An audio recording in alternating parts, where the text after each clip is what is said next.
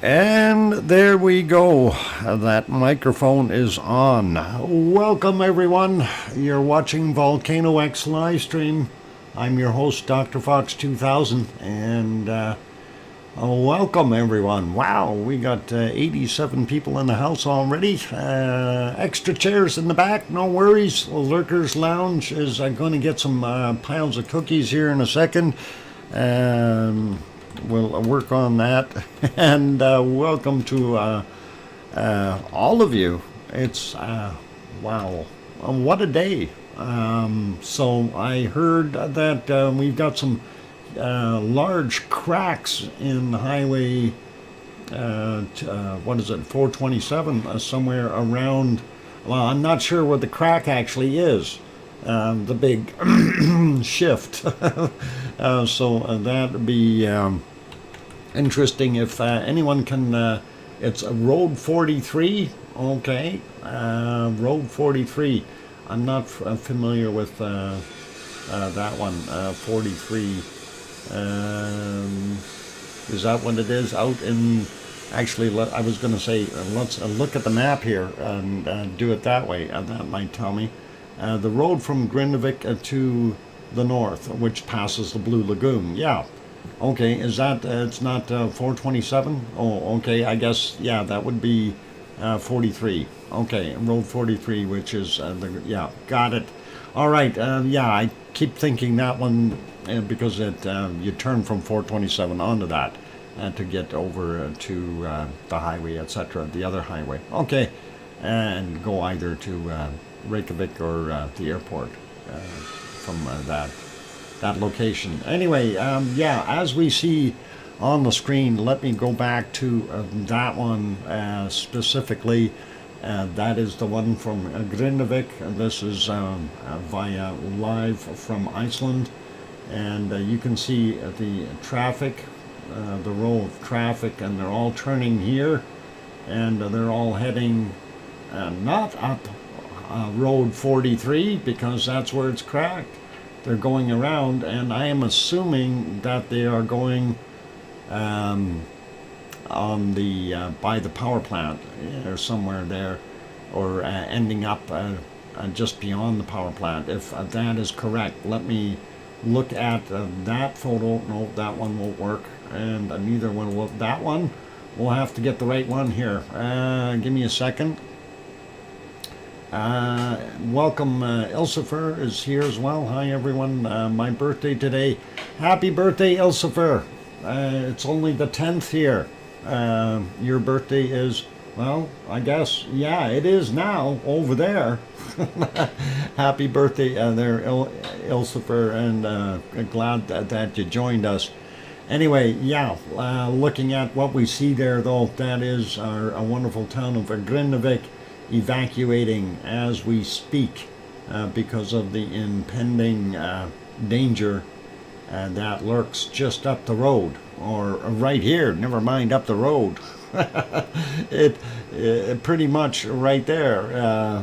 Well, as it was mentioned, the end of the hill is a kilometer from town, so very, very close. Yeah, it's not very far apart at all. Actually, if we go over to the earthquake map, if we look at that map, actually, let's we can get the roadways there.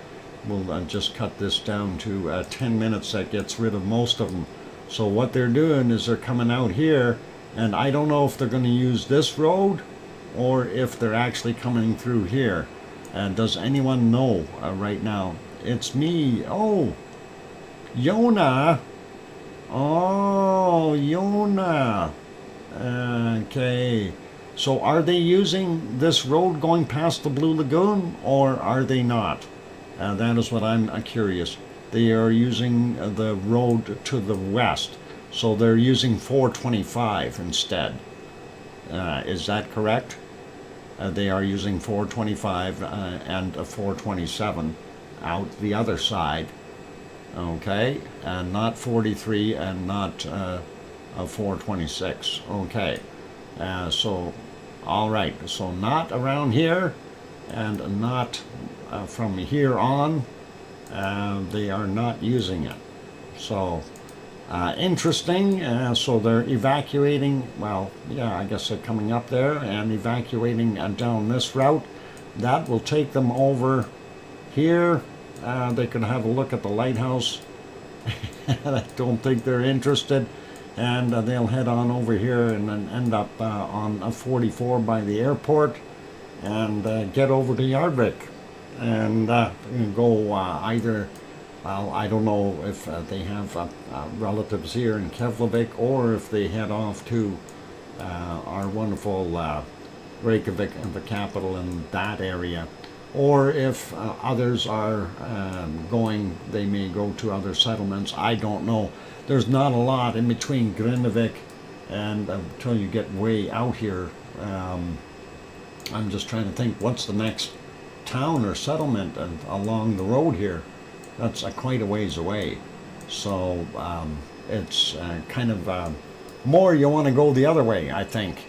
Anyway, thanks, Kathy, and aloha to you. Anyway, first off, let's say hi to all our wonderful moderators. Welcome to Arizona Snowman, and of course our wonderful Piggy, who is here, and hopefully she's okay. And also welcome to Sue and Yvonne Kunkel.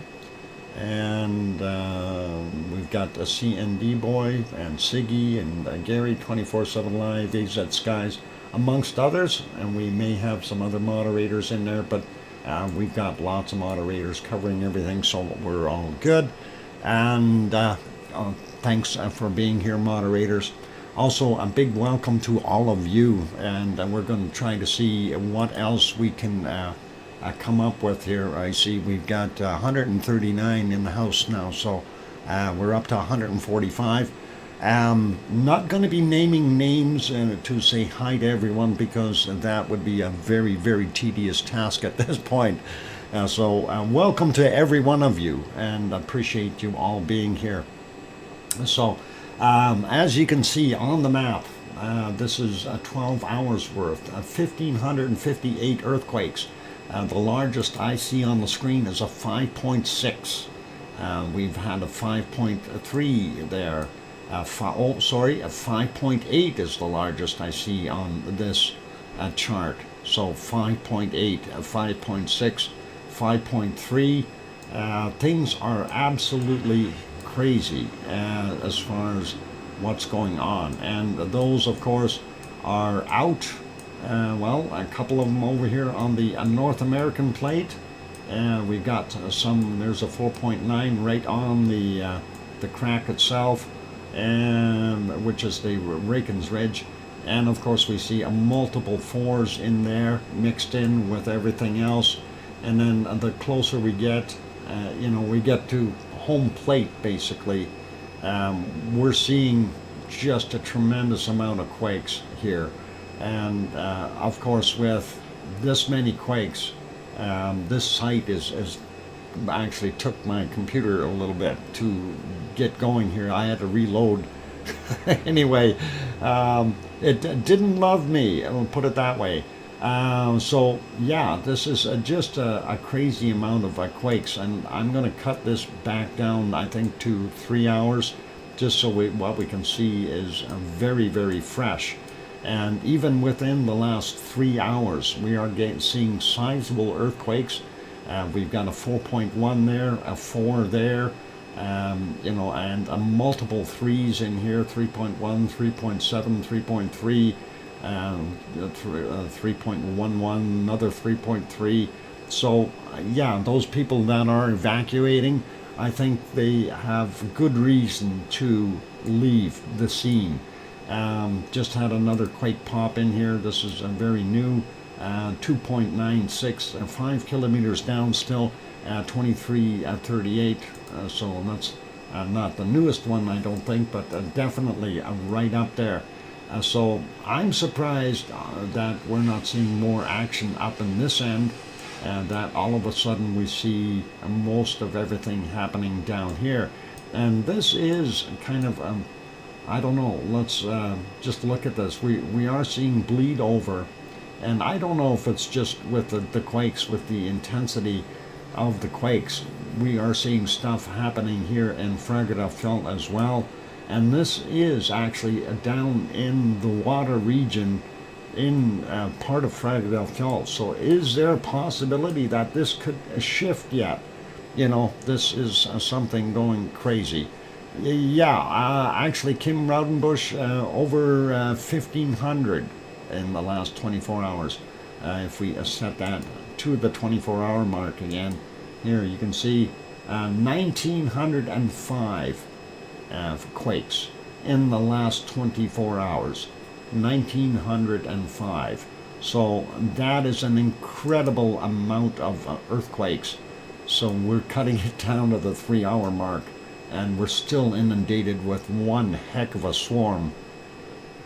A little sleepy, but woke up from the doze. You here yet? Yeah, Yvonne was, she's not in Iceland.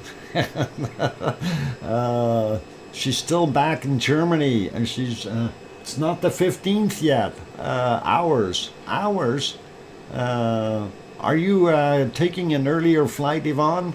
1905, and that was a good year. Yes, it was. Yeah. Hey, Alex, why don't you get out there and show us where the stuff is happening, and get a live stream going. We can feed it through here. And anyway, I gotta feed people lava cookies, otherwise I'm gonna get in trouble here. Yeah, don't do what I'm doing. I'm sending out a plate of lava cookies. Those are stacks of 3 there on each stack, but lots of lava cookies. Enjoy them, and they got a gooey inside, just like lava. Anyway, enjoy that. A tremendous amount of earthquakes, and of course, as we seen, we do have the evacuation going on, and it is ongoing. You can see Road 43 here, the main drag going into Grindavik, and of course the people are coming out and evacuating, and you can see the lineup of cars. So they'll get out of town, and of course they're going the highway. If we're looking at the earthquake map, this highway right here, and they end up going here on 425, and that takes them out near the lighthouse and keeps going. Mind you, there's quakes out there too. That's scary. 3.8, 5.4 kilometers down, and 7.5 kilometers down for that one. 2319 for time-wise. But that's, I guess that's okay. A little bit of shaking, it won't be bad. It's just like driving on Alberta roads. You won't even notice it. Lava cookies. Oh, I'm on a diet. Yep, I know, Kim, you're on a seafood diet. You seafood and you eat it.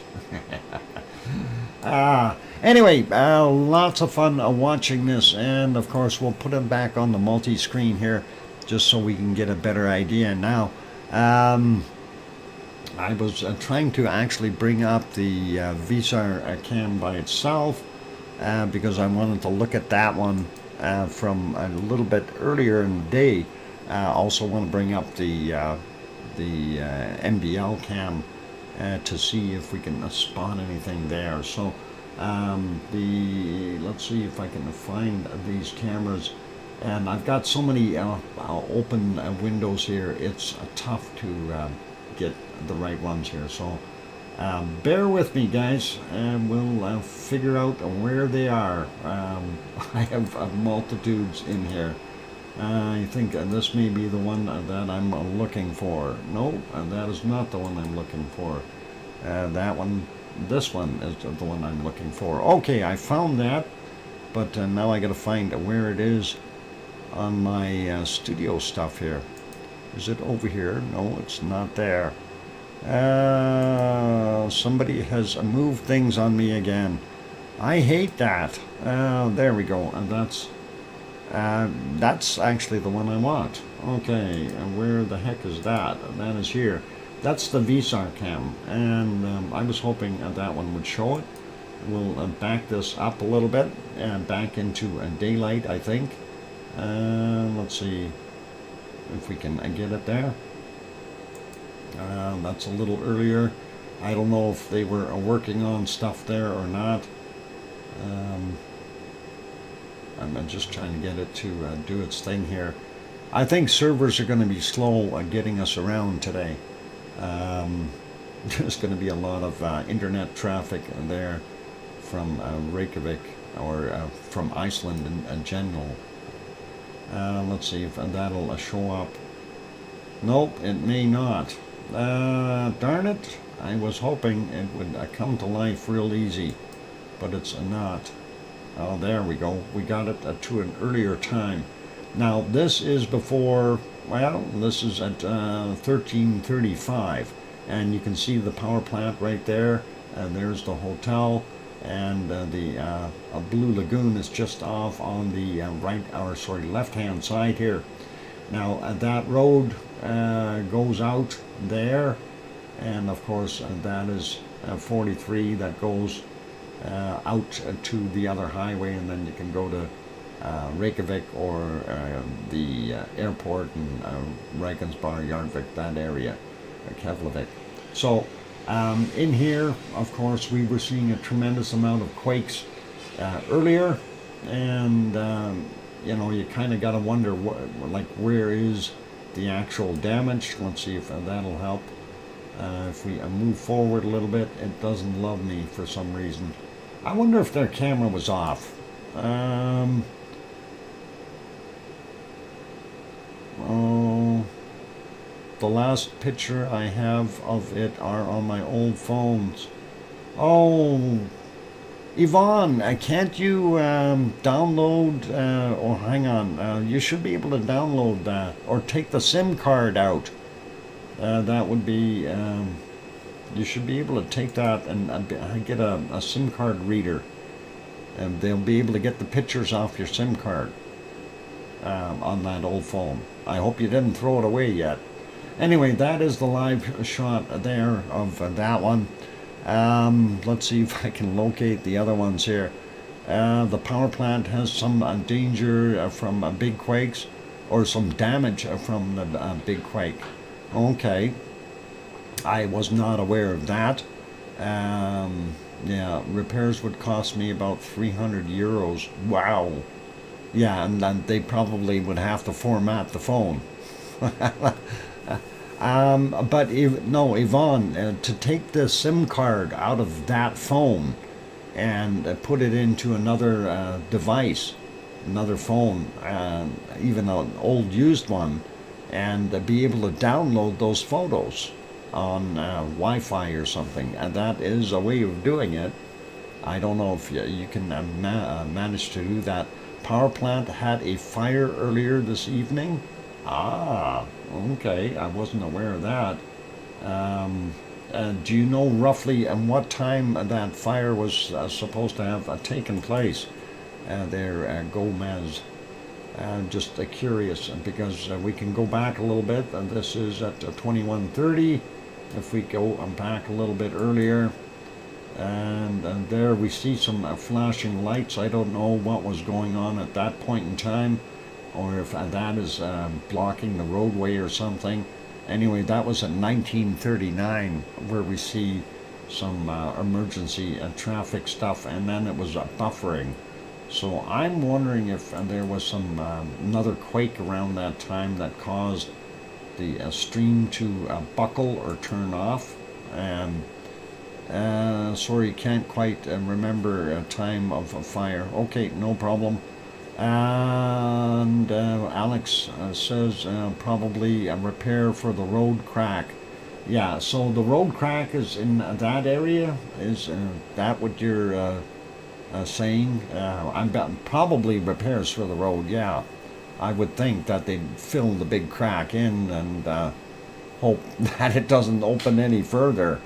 That would be pretty nasty. Saw not a fire around 3 p.m. Eastern.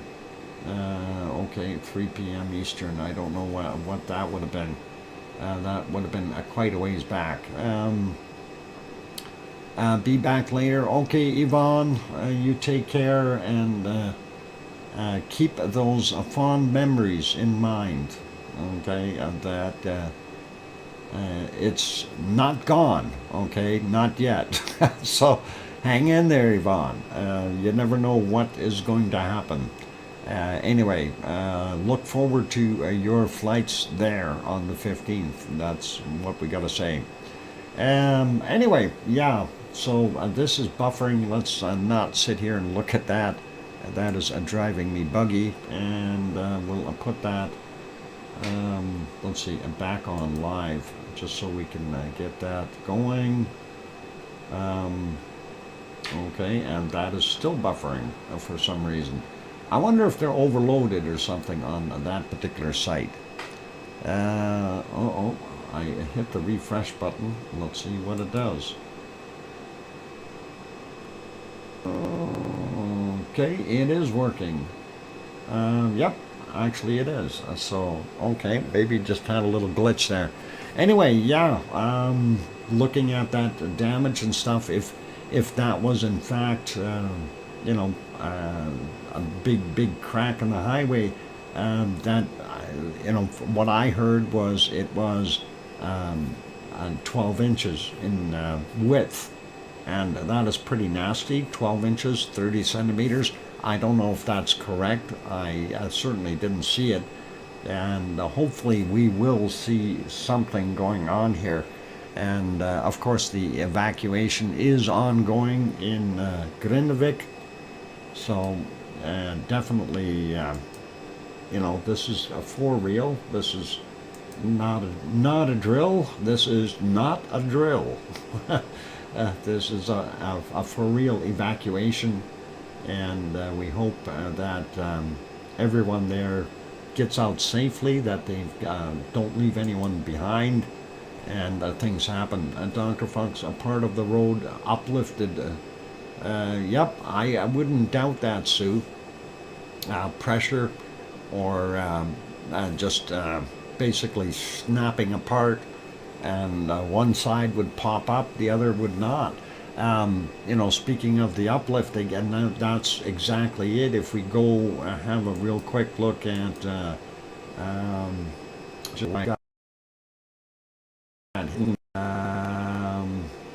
that might be in here, or this one. Okay, let me make that one just a little bit bigger. There you go. And you can see, so, you know, this is the area here where the power plant is. And of course, if the damage to the road is here, that is right on the edge of the uplifted area. And I don't know if that has increased, if that sill has gotten larger. That is something to be considering.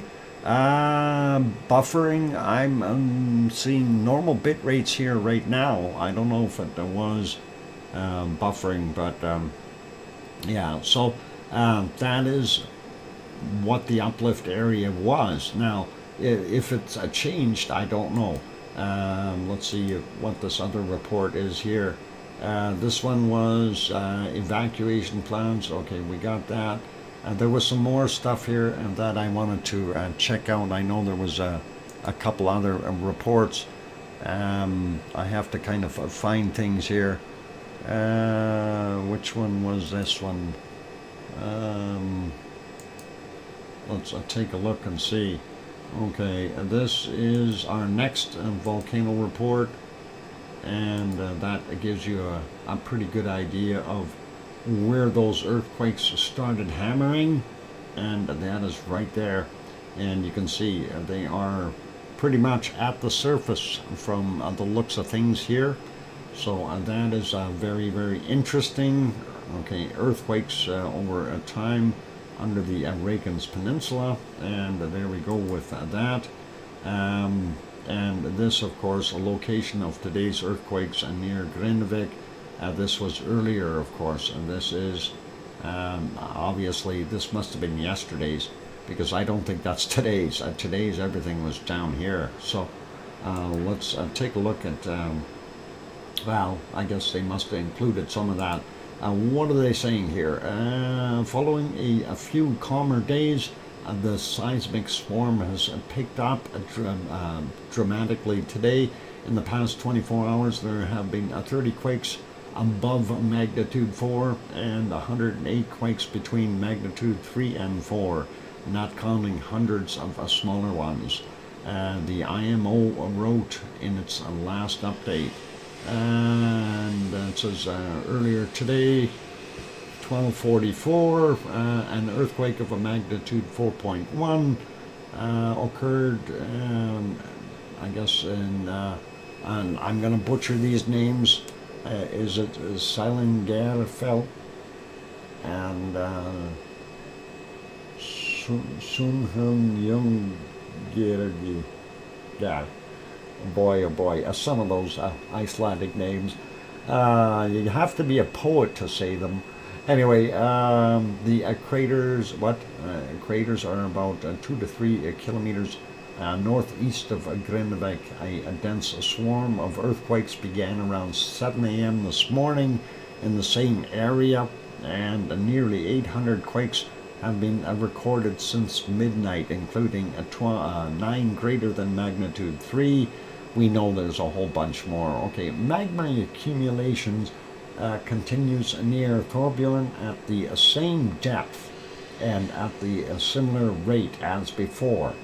So yeah, before we had it was 7 confirmed on the one day, and then they were saying it was averaged at about 5 cubic meters per second inflow into the sill or the magma chamber. And that is a flat chamber underneath. Anyway, they go on talking about earthquakes up to a magnitude of 5.5 can be expected in such swarms. And yeah, this was written earlier, so they don't know about those other ones, and we have them. So that is something that definitely occurred. There's another report, actually 3 of them, or 2 of them. Let's get the next one on here, and that is this guy here. Reykjanes Peninsula, Iceland, intense earthquake activity, possible sign of impending eruption. Possible sign? Come on, man. That's more than possible. At the moment, there are earthquakes of a magnitude 4 or higher every few minutes. What will follow is unknown, but it might be a sign magma is pushing its way towards the surface. An eruption could follow very soon. So, of course, they're talking about this on this map as well, and well, we don't need to actually go to that map. That is okay. But yeah, that is kind of what we've got going on there. And yeah, this chart, I don't know, that's actually smaller than when it's on here. Yeah, we see everything going on here. It's just way up there, with a few over the 5 mark. So that is definitely intense. And let's see, we'll go to our next report there, and we'll get that one open. And here we go. So the Reykjanes volcano update. Roads closed due to earthquake damage. Seismic activity has cut roads in the vicinity of Grindavik. Authorities have closed some of the few roads in the area. And here is a wonderful picture of that, and I don't know if that is going to get any bigger. Let me try something here. If no, that probably won't get any bigger. No, let me leave it on here, and we'll make that a little bigger by doing this. Okay, so you can see the uplift right there, and yeah, this is nasty. I don't know how you're going to drive around that. And that looks like Thorbjorn right there. Yep, and that's a Thorbjorn. That's the other side. This is looking towards Grindavik, and that is what they've got going on. So wow, broken roads, and that is just incredible to see. Wow. Okay. Yep, definitely some busy activity there. And yeah, it says Reykjanes volcano eruptions 12:11 and 12:26. Is it that long? I don't know. We'll have to ask Irish Monk if he shows up. Need a 4x4 truck for that. Well, if you're coming up this way over top of it, you just need a lot of speed. You'll make it. Coming from the other side, though, I don't know. You might be better off heading for the ditch. It might be smoother sailing. But going south, I think you'll make it. Coming north, no, not gonna happen. Yeah, you know, just give her a little bit. You'll be okay heading into town. But hey, they're evacuating, so you can't do that. Anyway, let me put that back to normal size here, and we'll carry on with having a look at what's actually happening there in a live format. And we'll put the earthquakes back on. And of course, yeah, the wonderful town of Grindavik being evacuated as we speak. And it is just, it's, you know, it's something that we hoped wasn't going to happen. We hoped that, you know, nobody's life or liberty and you know, homes would be affected in this kind of a manner. And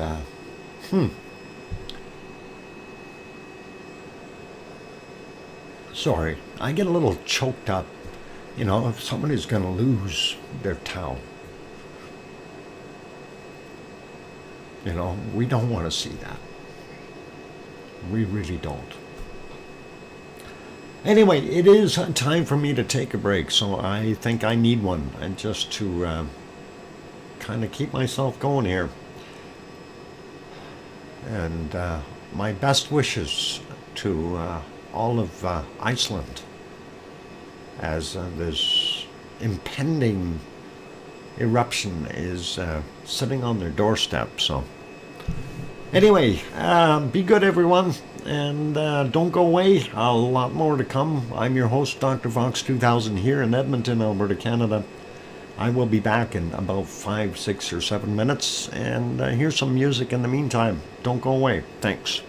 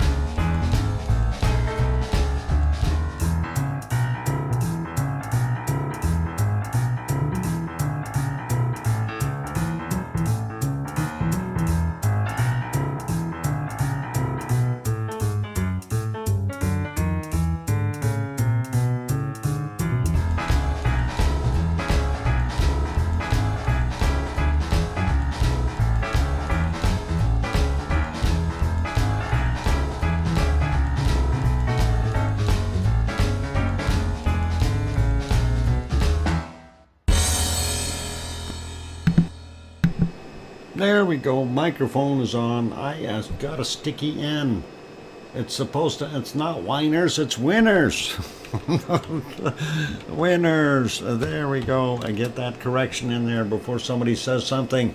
Anyway, welcome back, everyone. Glad to have you all on board today. I'm your host, DrFox2000. You're watching VolcanoX live stream. And of course, we are seeing a bunch of other people popping in here, which is really cool and awesome. And welcome to all of you. I see Siggy baited in as well. Welcome, Siggy. Evacuation from the whole town and imminent eruption somewhere. Yep, that is kind of what we're seeing. And yeah, as we spoke about it before, the eruptions are there. Well, we don't know when it's going to happen. Thank you for the welcome backs from Sue and Nancy and Colin and Jane and Laura and Frajola and Henry and Sasha and J-Cell. Thank you. Astro as well. Thank you. Thank you, everyone. I appreciate that. And thanks, Kananaskis country. Okay. Anyway, yeah. The evacuation is continuing. It is ongoing, and they are definitely leaving town. What happened to that one screen? We went black on the screen. Let's see why it is black. Oh, I came back. Darn it. And here I thought it was just me. Let's see if we can find the correct one here, and that is this one. And as you can see on that screen, the main road here, Road 43, and that turns over onto 425, and that then follows around and gets you over towards the airport and Keflavik area. That is where majority of the vehicles are going. You can see the lights of the emergency vehicles here. Likely police and that type of outfit there escorting people out or getting them to move out and move on, and hopefully things will be okay here. Okay, again, one of the things that Siggy had just mentioned, we are still unsure where it's going to actually pop up. Okay, that is a big factor in this. We are certainly unsure. It could happen in many places. We could still even have an eruption offshore. Okay, that is still a possibility as well. That we would possibly see an eruption further out. And oh, I forgot to write this one down. Linda's. Yeah, thank you, by the way, for the gifting from Barbara, 2 gift certificates there for a month memberships and the €6. And thank you, Linda Shoup, for gifting that 5-pack. That was very kind of you. I appreciate that. Thank you. All right, so yeah, that's ongoing. You can see the traffic heading out of town and leaving, and hopefully everyone will get out safely, and hopefully that everything will be okay in the end, that we don't have any issues there. Now, I don't know, are they going to leave behind some emergency service workers to kind of make things happen there? I don't know if they need to do that. One thing I don't think will happen in Iceland or in Grindavik is I don't think you will have any looting.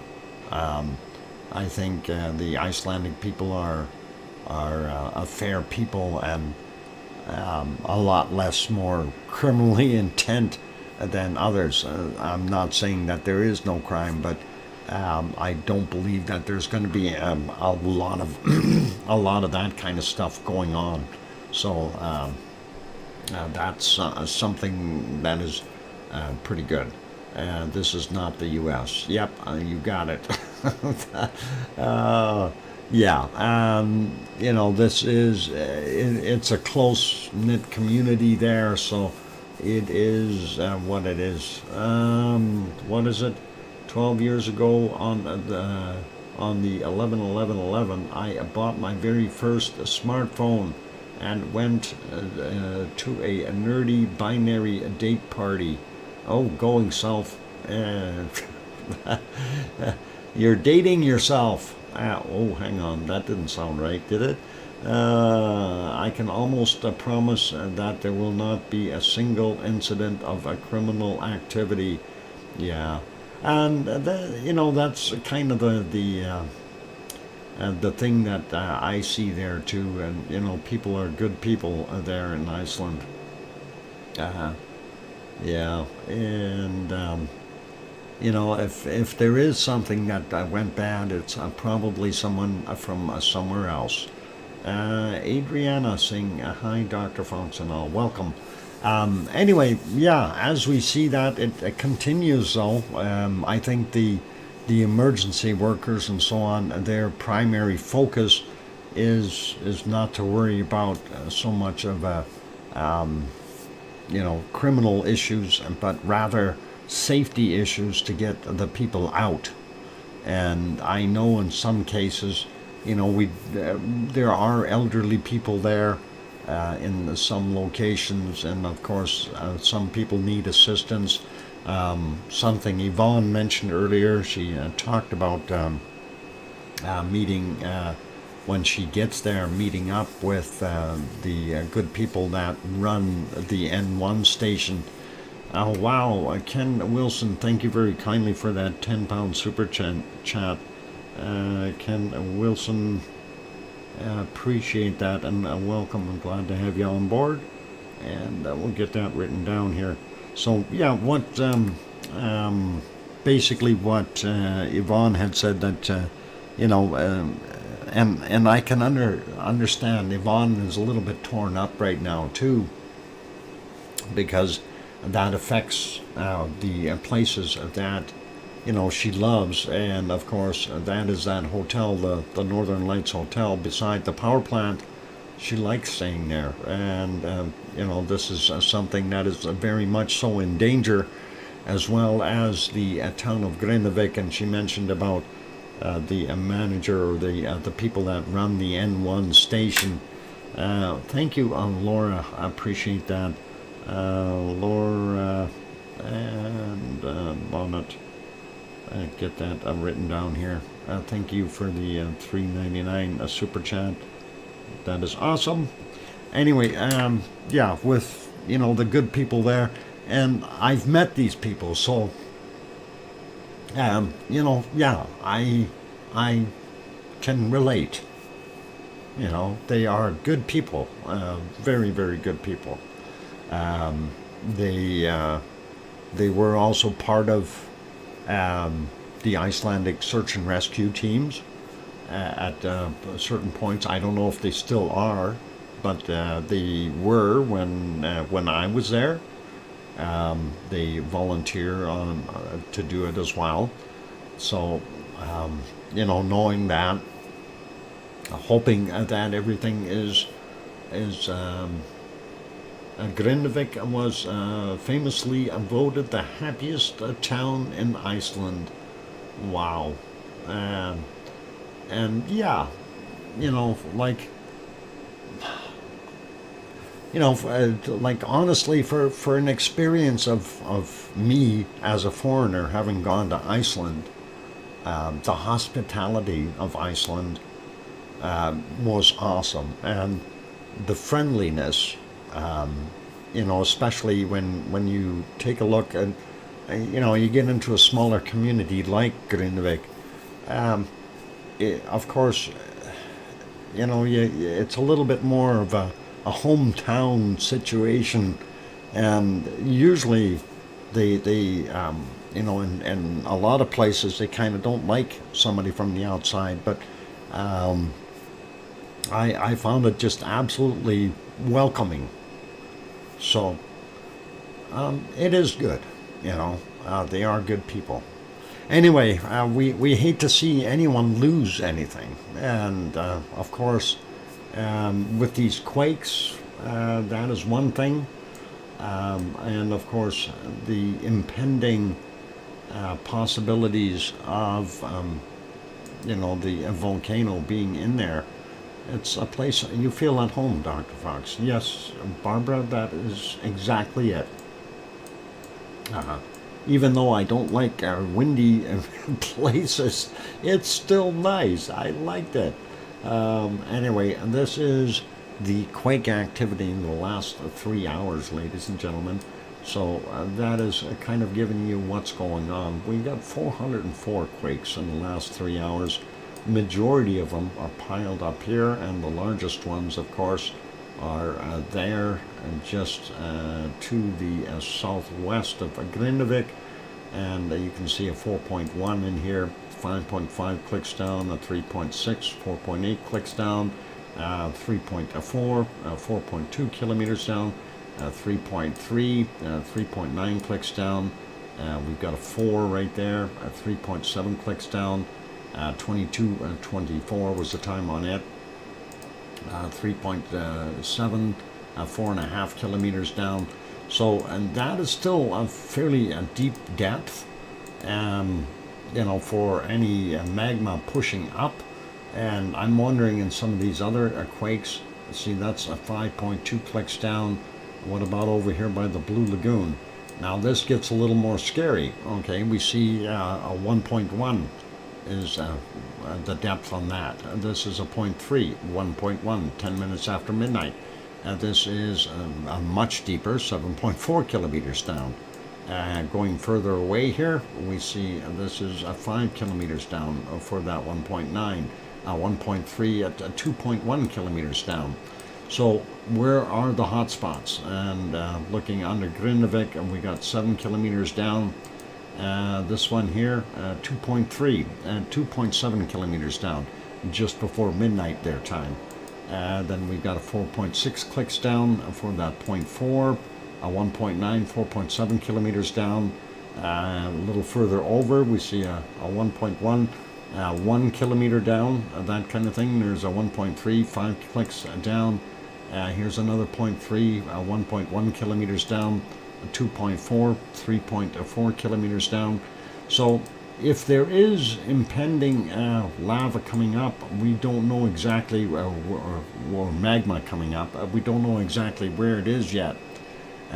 We know that the original stuff, or what they talked about, the uplift area, of course, being this area, I don't know if that sill has gotten larger, or has it elongated, or something like that, or has it intensified, or are we only seeing a portion of where the uplift is, and is there more uplift down here now?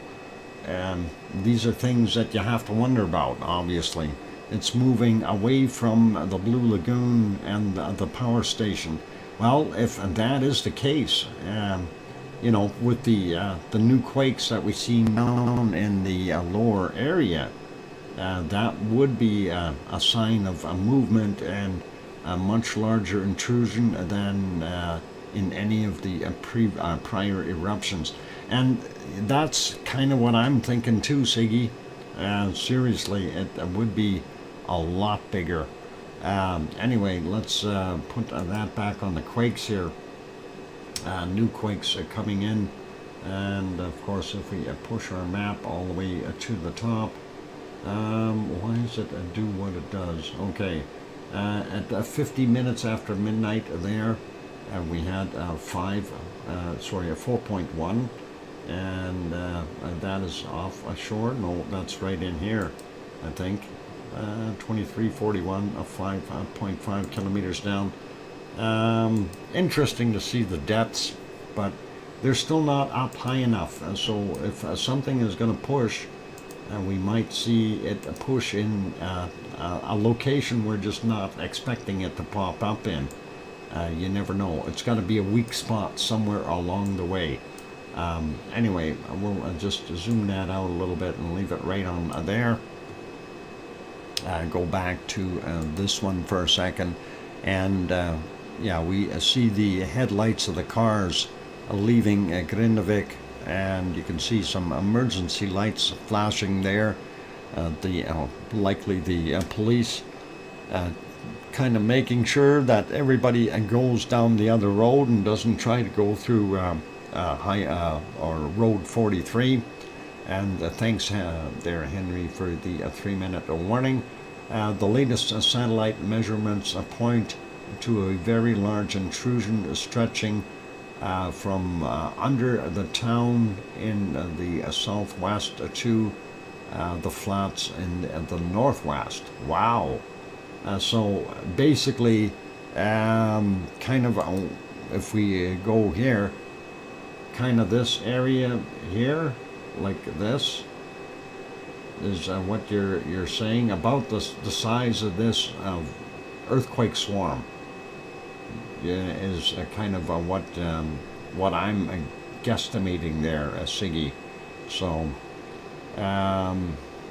okay, if it's in the northeast, then home site will probably go under lava, and it will be gone into the ocean.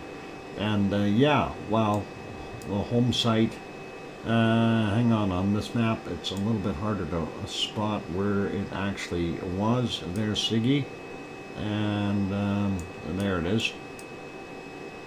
So, and there were previous flows here, right?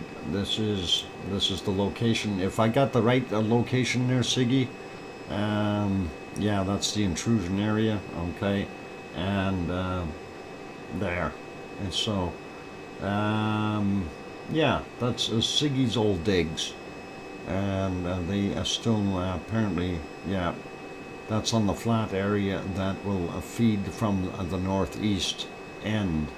Okay, you're thinking it's going to come down here, or coming this way. Yeah, that's our home site. Yeah. So yeah, that is it right there. That's where Siggy was raised, and yeah, that is pretty wild. So, and yeah, yeah, from that left area, light gray. So over here, onward, and yeah, and that is, you know, we don't see any quakes now. How, Siggy, has there been any reports as to any damage from these heavy quakes? I'm just wondering on your side if you've heard anything.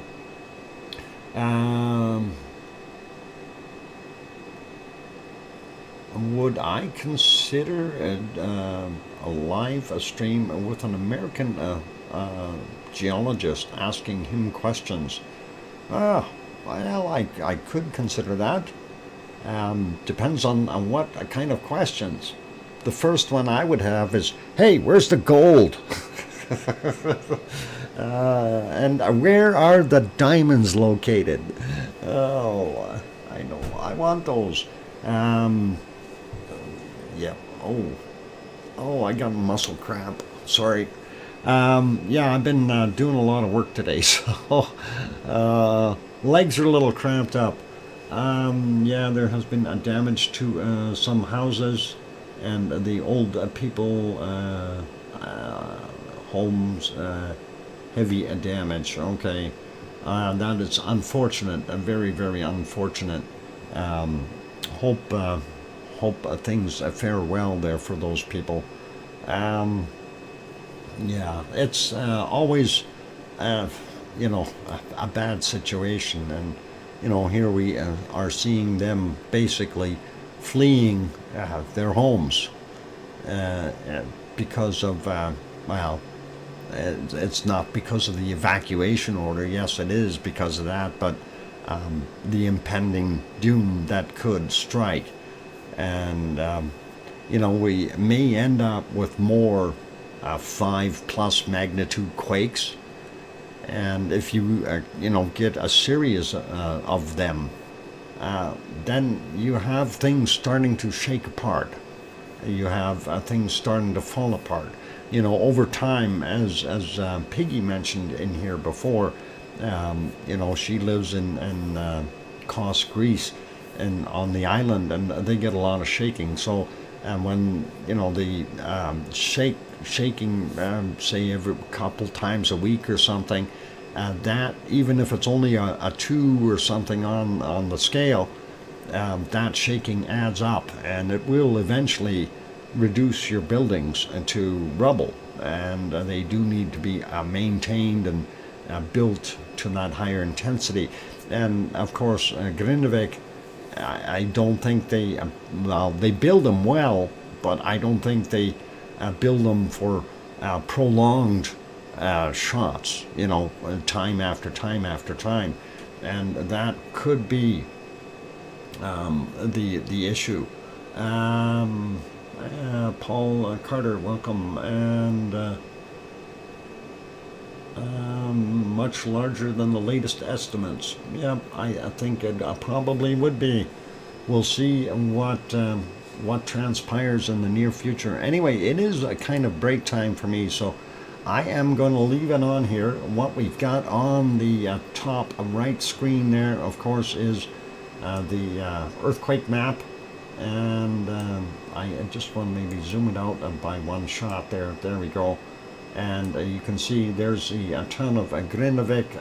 Well, actually, I'm showing the mouse on multiple shots here. At top, 2 screens. The swarm sitting on top of Grindavik, or well, just beside it, and Grindavik itself, with the evacuation ongoing and people leaving. We do see one vehicle coming back in here, but it's very seldom that you see. Maybe they're coming to get more people out. Who knows? Anyway, I'm going to leave this be. Yeah, it's the main road for evac. That is awesome. How much power does the power plant supply to Iceland? Approximately 5%. Paul, there are 5 geothermal stations, and they in total produce about 25% of Iceland's power. And if this one, if you kind of divide that up, this one is about 5%. Anyway, that is all good. I'm going to go take that break. After the break, we'll show our bacon seeds. Yay! And then we'll go back to a lava watch. And of course, it is impending. So we'll see what happens. Hopefully, hopefully we see an eruption a little further away from town, and maybe Eldorp, maybe out there. That would be better, wouldn't it? Anyway, let's put it on here, and here's some music. Hit the like button, you guys. If you haven't hit the like yet, give it a quick bop. Please help us out that way. Also, if you have not yet subscribed and you're peeking in from the outside, consider subscribing if you like the content, and we do stream daily. And just to let you know, I think we're going to be streaming probably, well, we'll leave her on tonight. I'm not going to be on all night, but I'm going to be on for a little while, and we'll see what we can do with keeping an eye on the impending eruption. At least we all feel that it's going to happen. The telltale signs, the massive amounts of quakes, the uplift, it's all telling us that we have a massive magma intrusion in a sill format underneath the Reykjanes Peninsula, specifically Thorbjorn area, the Blue Lagoon area, the power plant, Grindavik, and of course the central regions a little to the west of that. So that is what we're looking at. Anyway, I will be back in 5, 6, or 7 minutes. Ladies and gentlemen, we'll take a look at the other stuff then, and don't go away. Keep smiling, and don't poke the ground with any sticks there. That might pop open if we don't want that. I'll be back in a bit. Thanks.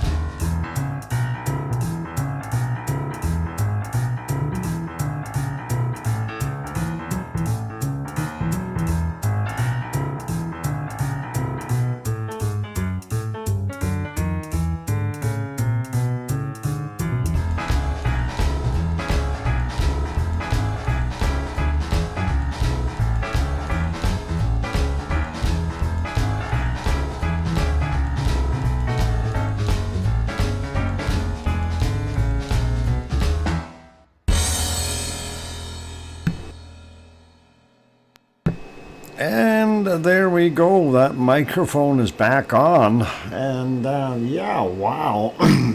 Looking at that.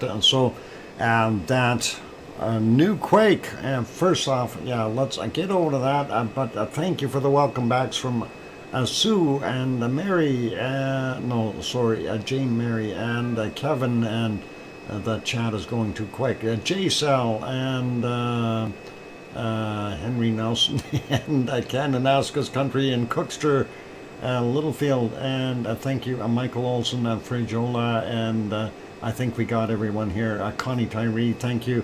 Hopefully I got everyone, and welcome back, all of you, and welcome back, Doc Fox. Yeah, awesome, and Siggy is in Texas. Thanks, Peter. Okay, getting over just real quick and back to the earthquake map. So yeah, and what Siggy had mentioned, very correct there.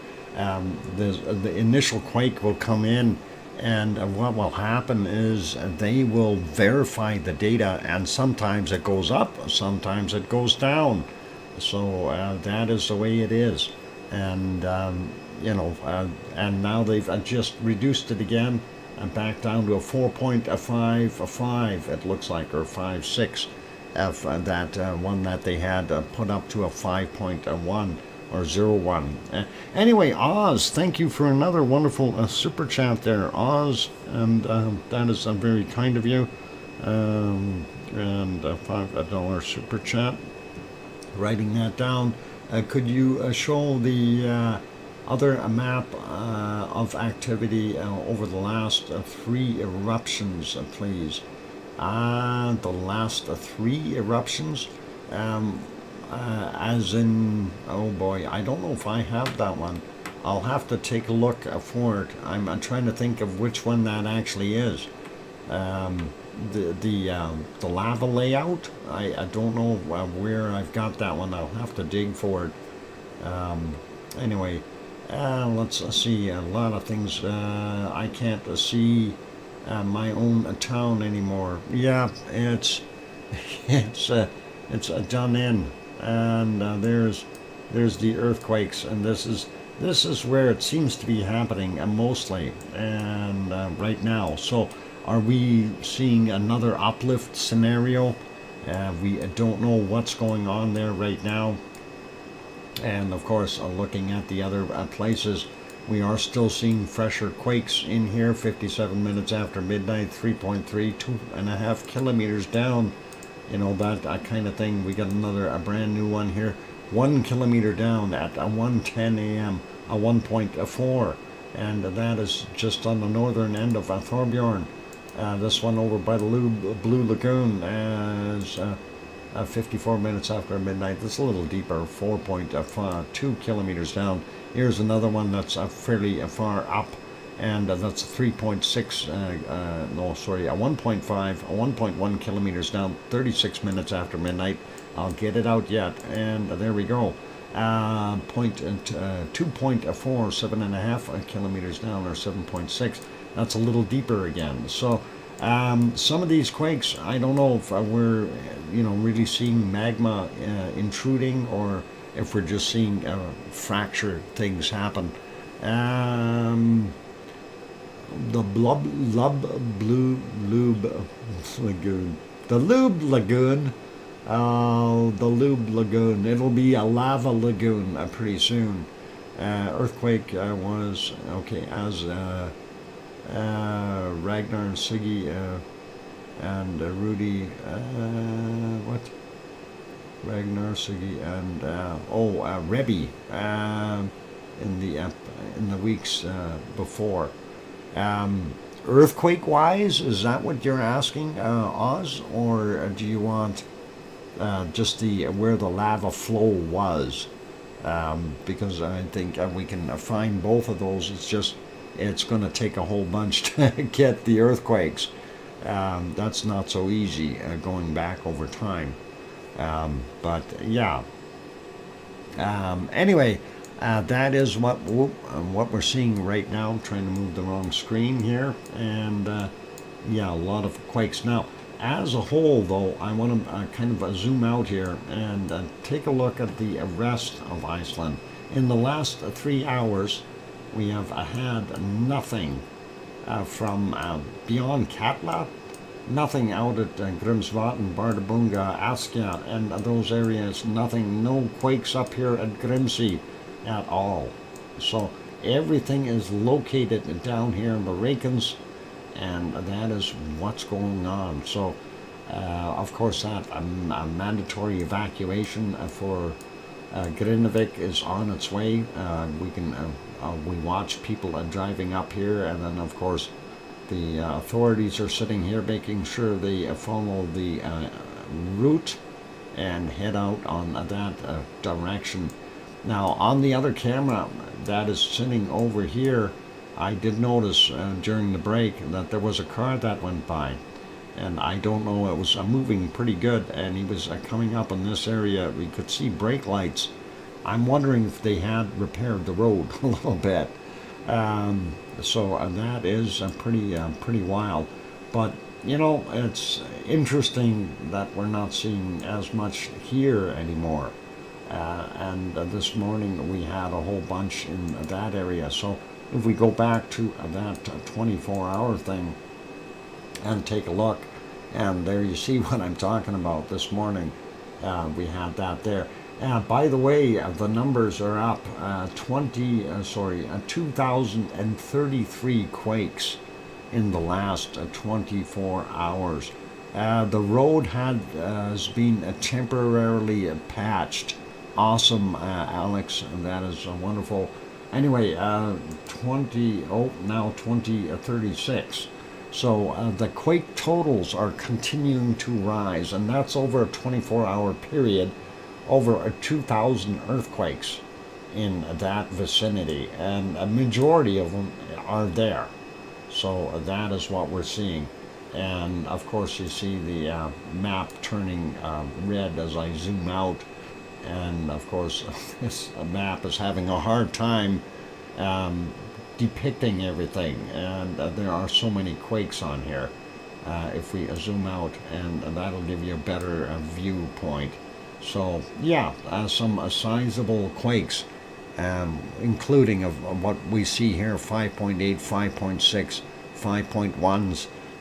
So yeah, really large quakes offshore, and some very large quakes very close to Grindavik. You know, when you get things that are 5 in magnitude, whether it's a 4.8 or 5.1, you're not going to notice that much difference, right? And that's what is kind of something that you kind of got to watch out for. Like, I think they downgraded that one here again to a 5.5 or 4. What's this one here, right? Yeah, 4.55 is what they're saying it was. It was rated as a 6 earlier. So anyway, we did say we were going to do some bacon seeds, and we will go take a look at those now. And welcome Bone Mama Z or AZ62. Bone Mama AZ62. It must be in Arizona. That's awesome. Anyway, as our wonderful thing that we always do here with our bacon seeds, let's do those real quick and put a smile on everyone's face. And yep, we've got 170 plus people watching right now. And of course, bacon, you know, lava looks like bacon, and of course, when you have a bacon, that bacon comes from bacon seeds, and we've got a little bit of a tradition here to show some wonderful bacon seeds that we like doing it. Anyway, this is the last one from yesterday. Obviously, this one is going to enjoy that ice cream. And our wonderful Piggy, who was here earlier, has gone away, likely fell asleep, but she did send us some more. And we'll start out with this one. And Wild Side, okay, I don't know, that looks pretty awesome. A nice looking little bacon seed. next one are these guys. And they all seem to have headgear. Interesting. I wonder if these, they must be Japanese or something. I think. Anyway, let's take a look at what else she sent us. There we go. And that is right there. Another one that's wearing a crown of sorts. These must be all like royal pigs or something. And the royal purple cushions. Wow. And here's another one. And this is another king of sorts, I think. King of the pigs. King of the brown pigs. Nice looking pig. He's even got a cell phone in his ear. Siba throws in a wonderful super chat there. Thank you, Siba, for the $10 super chat. And what's it say there? Going to be a long night. Have a Pepsi on me, Doc. Awesome, and thank you, Siba. I appreciate it. A nice super chat. And next one is this one here. Who was the other person? Bone Mama AZ62 and popped in and got the membership. That's awesome. And thank you for joining and supporting the channel. Also, thank you, Siba. Appreciate that as well. Anyway, that is a kind of a royalty there. Let's take a look at our next bacon seed. Another one. And that is awesome. We're just overwhelmed and overjoyed. Hey, King Colin, are you still in here, or did you fall asleep? He might be enjoying some of these royal pigs, and that is pretty cool. I guess this is a princess or something. Fancy dress theme tonight. Yep, they definitely look like they're doing their things. All right, here's another one. And that is a different type of headgear, but still dressed up, but it says a princess in the background. That is awesome. And we'll get to the next one, and more royalty stuff. Yeah, some I guess stars. Gotta be a star. Oh, I want one so bad. They are so adorable. Yep, all those sandwiches. Yep, Siggy, you don't know what you're missing. And our last bacon seed for today is this guy, and the top of the day, and hats off to you. Bacon fit for a king. Yep, you bet. Awesome stuff, and thank you, Piggy, for sending those.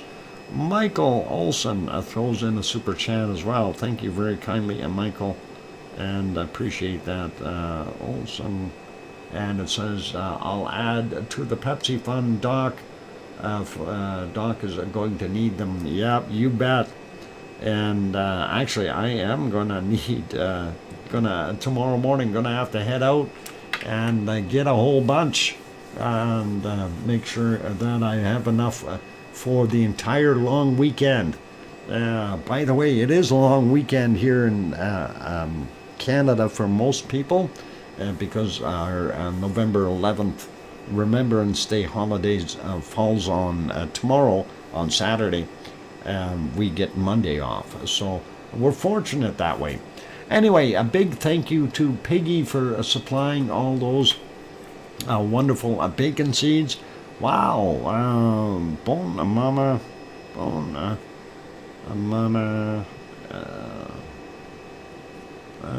AZ62, and gifted a 5-pack. That is awesome. Thank you very kindly. And Justin T, Daisy, Stephen Foster, Janeway, and who was the other one?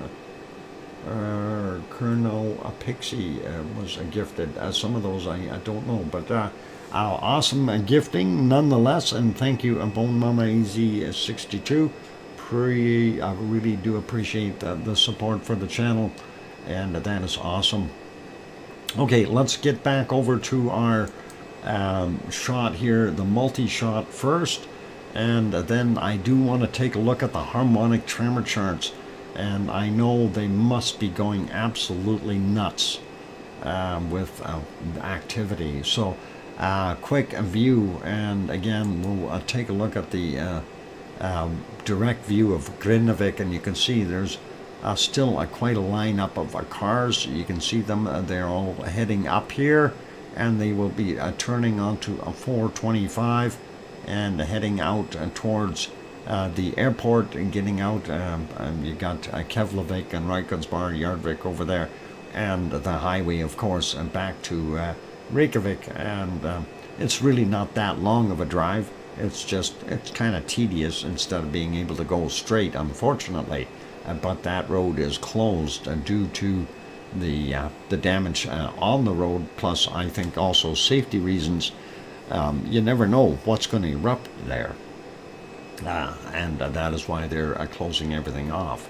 But yeah, awesome. So let's take a look at the harmonic tremor charts here real quick. And this one I'm going to have to refresh. I have to find it first. There. And this is the chart for Grindavik. And I want to make the name come into play. Now I'm going to refresh it, and we'll see what shows up. And wow, I've never seen that. Wow. What the heck happened to this chart? This chart's upside down. Yeah. Hang on. Where is our tectonic action? It's way up here somewhere. Hold it. These are arbitrary numbers, but I've never seen, I've seen the occasional little quake go off the scale, but this, no. I'm sorry. I still can't get those links to work. Can you please post them, Doc? Which links, Siggy, are you trying to get going? Let's see. Somebody brought up the rumble chart, or harmonic tremor charts. If Siggy, if you yeah, if you want to just email them to me, I'll throw them up here, and that's easiest for me, unless you can tell me which link that it is you want to have working. We can give it a whirl. Anyway, that is crazy, absolutely crazy. You still can't see Nightbot? Wow. Okay, so which link did you want? Did you want the one for the harmonic tremor charts? I'll give you that one here right now, and that is this one. You can get the yeah, he ignored me years back. Ignored or annoyed you? The tremor chart right there, harmonic tremor chart. So you got it, and that should work there for you, Siggy. Saying not found. Oh, hang on. Why is it saying not found? That worked for me. I don't know why. Let me try opening that in. Oh, the chat keeps moving on me so fast I can't hit the link. Oh, no wonder I can't hit it. Okay, open in a new tab and see redirect. It works for me. Siggy, I don't know why it doesn't work for you. Saying not found. No, it worked for me as soon as I clicked on it and opened it in a new tab, and it brought up the charts. So definitely there. I don't know what's going on. APF Deluxe also popped in, as well as Sasha and all kinds of good people. So welcome everyone. Glad to have you on board. Harold G also here, and I know there's a whole bunch more. Okay, no worries there. Anyway, looking at what we see there, it's just crazy seeing that pop right off the chart like that. Let's take a look at a couple of the other ones in the area. Now we want to look at, well, that one is so bad. The HRV one. This one is located on the east side.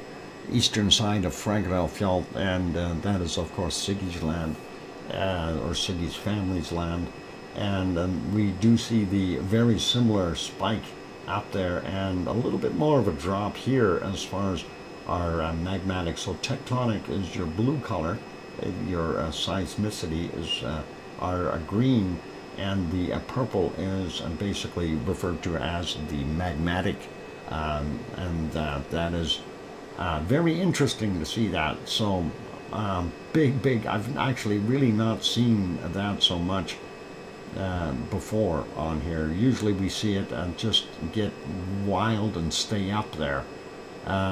Looking at a lot of these other charts, they're all kind of doing the same thing. Looking for the Krusevik one, and I think I passed it. Where's the Krusevik? There it is. Yeah, Krusevik right off the chart there as well. That's a little bit further to the northeast of our HRV chart. So that is a Krusevik area. It's to the west, or sorry, east of Fragedalfjall. And let's go down here a little bit further. The ODF chart up on the northern end of Fragedalfjall, and we see it wasn't as intense. The other charts that I did want to look at were the ones that were out there, the REH, if I had that right. Where is that guy? REN, there it is. So this is out by Eldorp, if I said it right. And it has a very similar pattern to what we've seen at the Grindavik one. This is not that far from a Grindavik, and the other one was the LFE chart, and probably about the same pattern, LFE, right there. So that is also out there in that same area, out in the flatlands. And can I get you to read for the audience the link I just emailed you? Let me take a look and see what it is. Okay, and that is, well, I'll post the link. And what's it actually for there? I'm just curious. What is about? What is the link about? So here we go. Let's see. Where did we go here?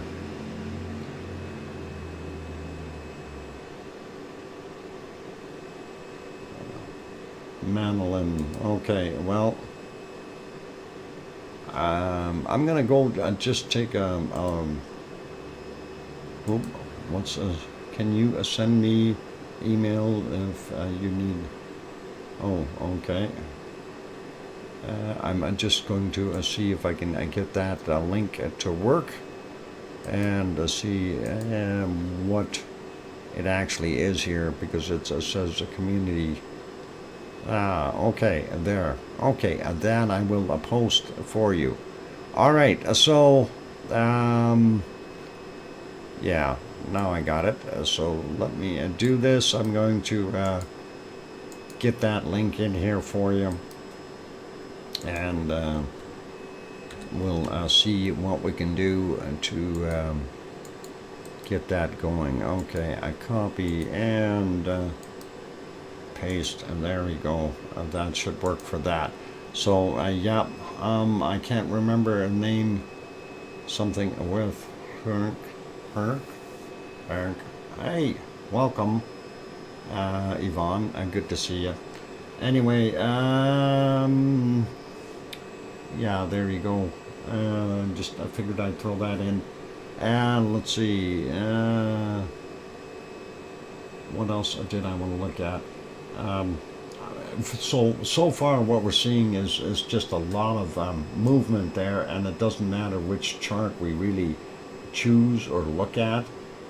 It's just right off the scale. And when we go up a little bit more here, whoop, why did we pop back to the middle here? I wanted to get up a little bit more here and see what the northern end was like. And even up at Grimsey, at the northern end of Iceland, and Grimsey, of course, being its own little island, we see up and down, and then where this took place, just those quakes basically were felt up on the northern side of Iceland, and that is just tremendous. Seismicity, magmatic and seismicity and tectonic, and this is where it took off, where that quake swarm started to push in. Going to be a big, considering I have to be feeling the big 4+ ones. Ooh, okay. Well, you know what I would really do, Alex? Make sure you earthquake proof against a 6, okay? But the chart, remember me and Etna, yeah. Oh, the charts, yeah. That is always interesting with, when we look at these, it does tell you all kinds of things, but also makes you wonder. This is out at the northern rim of Katla, and that's a little further away from it, and you can see it was just somewhere around noon when the quakes started, and then basically during the course of the evening it was just going nuts. So that is what we had in there. Pretty wild. And of course they got Askia going just in time, and we did see that here as well. So this is more eastern central Iceland, where Askia is located, and we do see that activity there as well. So it's a pretty cool. Yeah, I think we got that covered. So that's our harmonic tremor chart. Hopefully everybody has got it, and you can enjoy looking at it on your own if you haven't done so as of yet. So there we go. And 3.9. Yeah, I don't know if there was a 3.9. Let's have a look if there's another new one there. And it says 4.1 is the newest one that I am seeing, and that is this one here. And did they downgrade it? This is 2 minutes ago, and that's at 1:37 a.m. 4.15 kilometers down, and that is a little bit more over to, well, to the west, I guess. There's of course a Grindavik right there, and that is where that latest quake took place. Hopefully everybody is okay, and of course those good people driving down the road are probably going, what is going on? And hopefully they're all good and okay. Hey, wasn't I supposed to take a break here somewhere? Did I miss that? Darn it. Yeah, Henry, thanks for reminding me. And Edward Woodbine also here from Ontario, as well as Laura Bonnet, Edward Woodbine, let's see, who else? All right, I'll leave that there. I'm going to put this back on the multi-view, and we're going to keep an eye on it. Of course, what we're seeing here is the MBL bottom right-hand screen is looking at the power plant, and behind that, of course, is the Blue Lagoon. And in the foreground, you have the highway, or Road 43, as they call it. And that goes to, on the left side there, to Grindavik, right side back to the other highway, which gets you either to the airport or Reykjavik, Reykjavik in the northern direction, and the airport in the southern direction. Anyway, that is just right across from there, and in the forefront, if it was daylight, you'd be able to see the hotel that Yvonne usually stayed at. Anyway, the bottom left one is the same air power plant and a portion of the Blue Lagoon. I'm going to see if I can kind of change this around. The top left one, though, is the town of Grindavik, and you can see the evacuation, which is ongoing, and you can still see lots of cars leaving, and you know, you can see them coming there. So people are migrating out of there, and that is a good thing. For now, hopefully everyone is going to be okay, though. Not all closed, and the town being evacuated. Yep.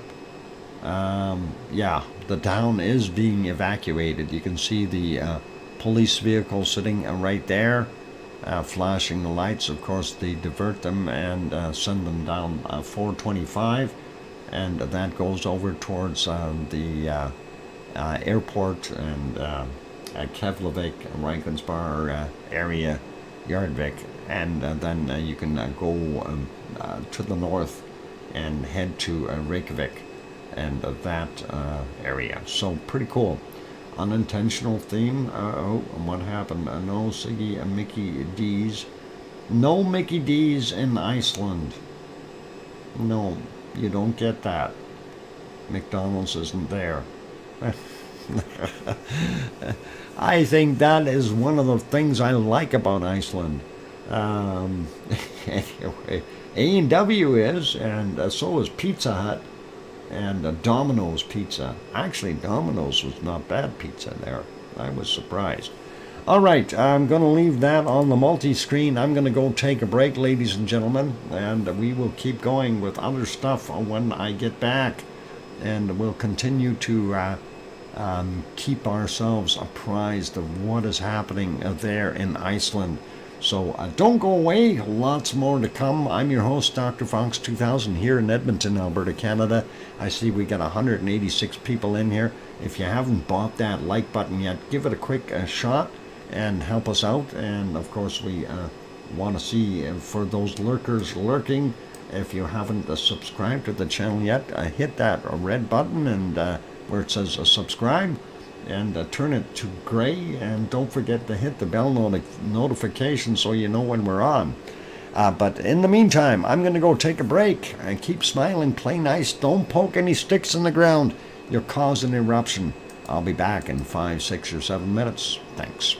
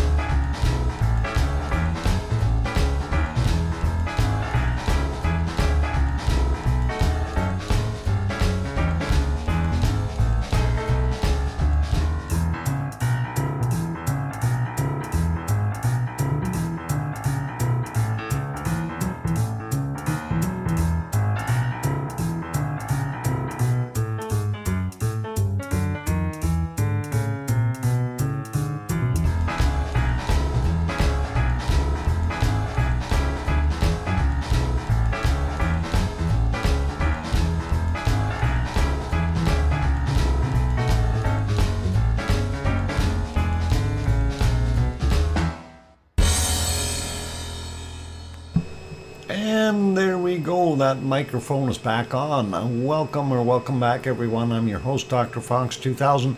I'm anticipating seeing a police vehicle go by down on the bottom right-hand screen right away here.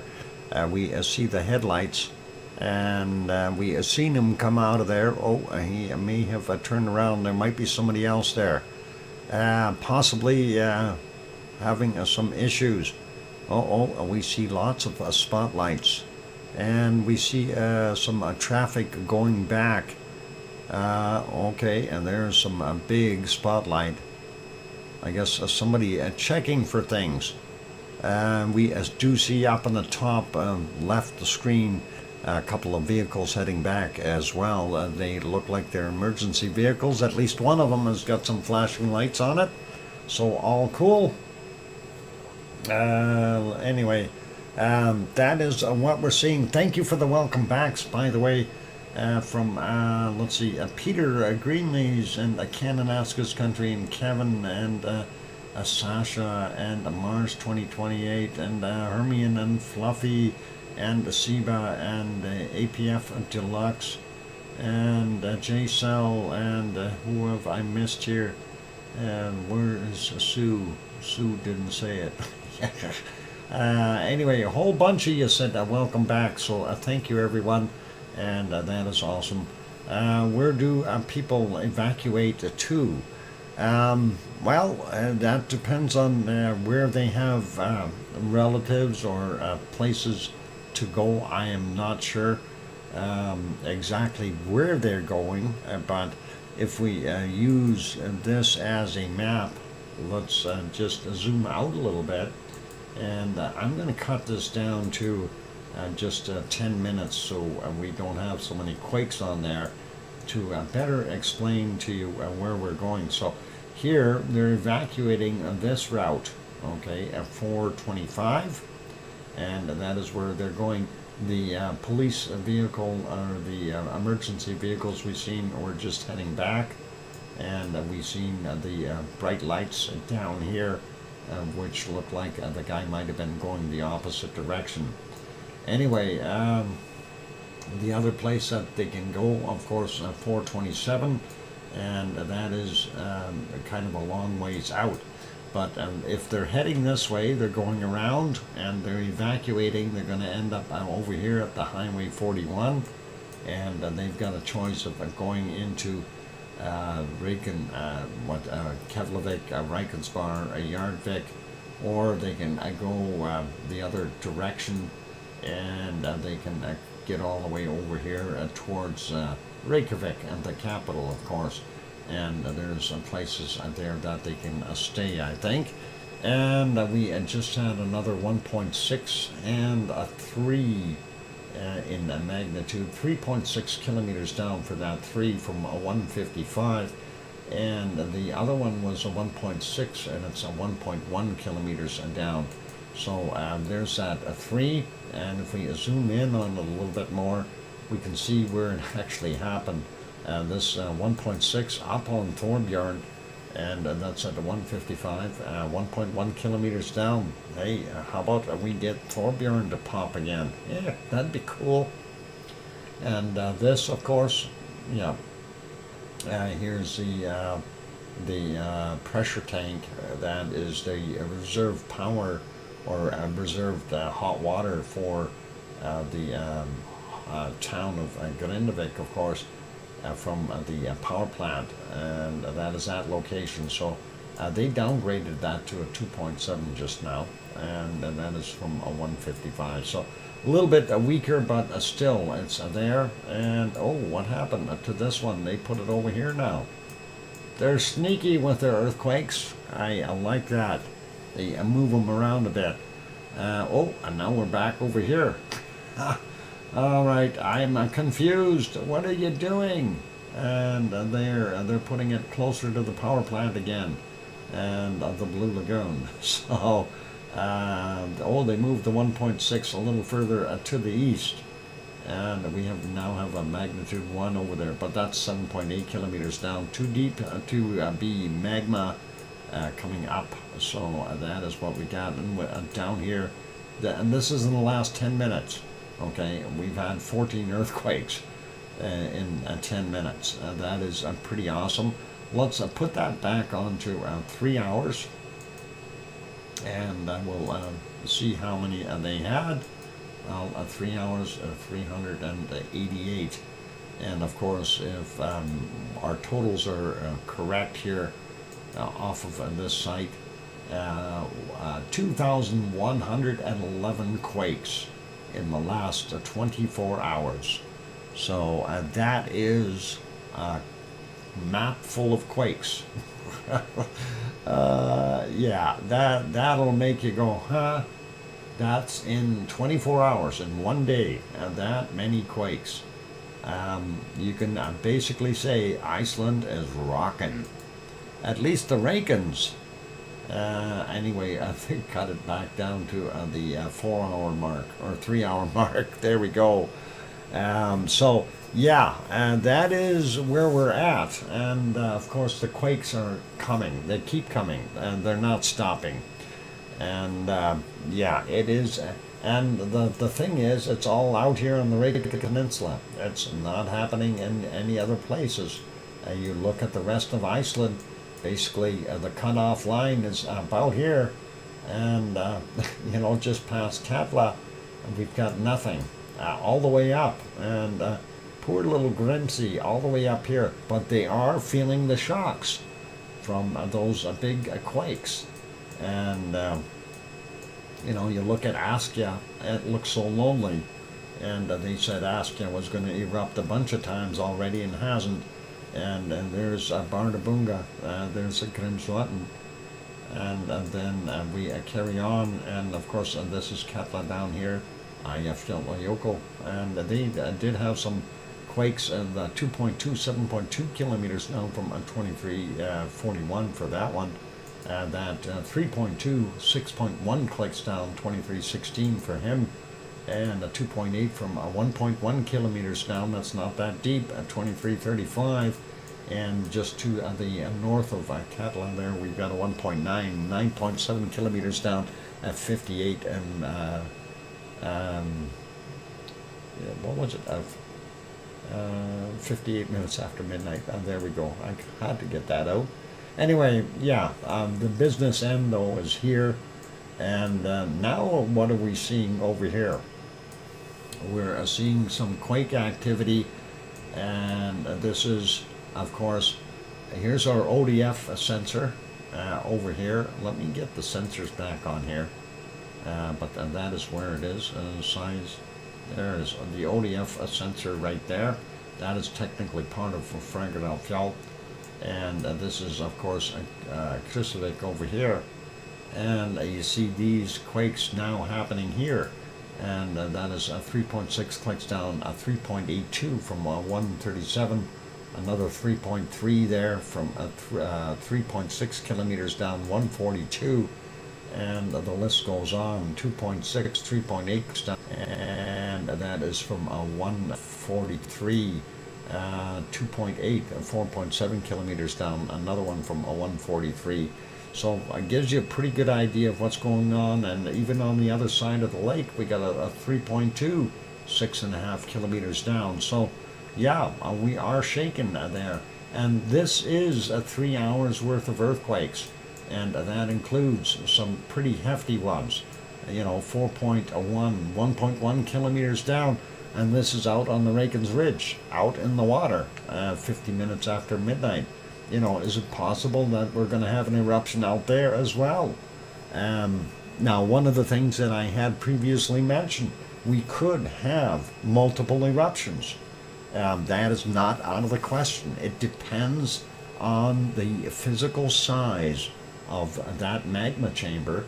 And are we seeing what we're seeing? Is it just a small sill intrusion, or, well, in this case, maybe a large sill intrusion, but I'm not seeing anything on the surface here, because we were seeing it in different batches, and I'm wondering, is it bigger than we know?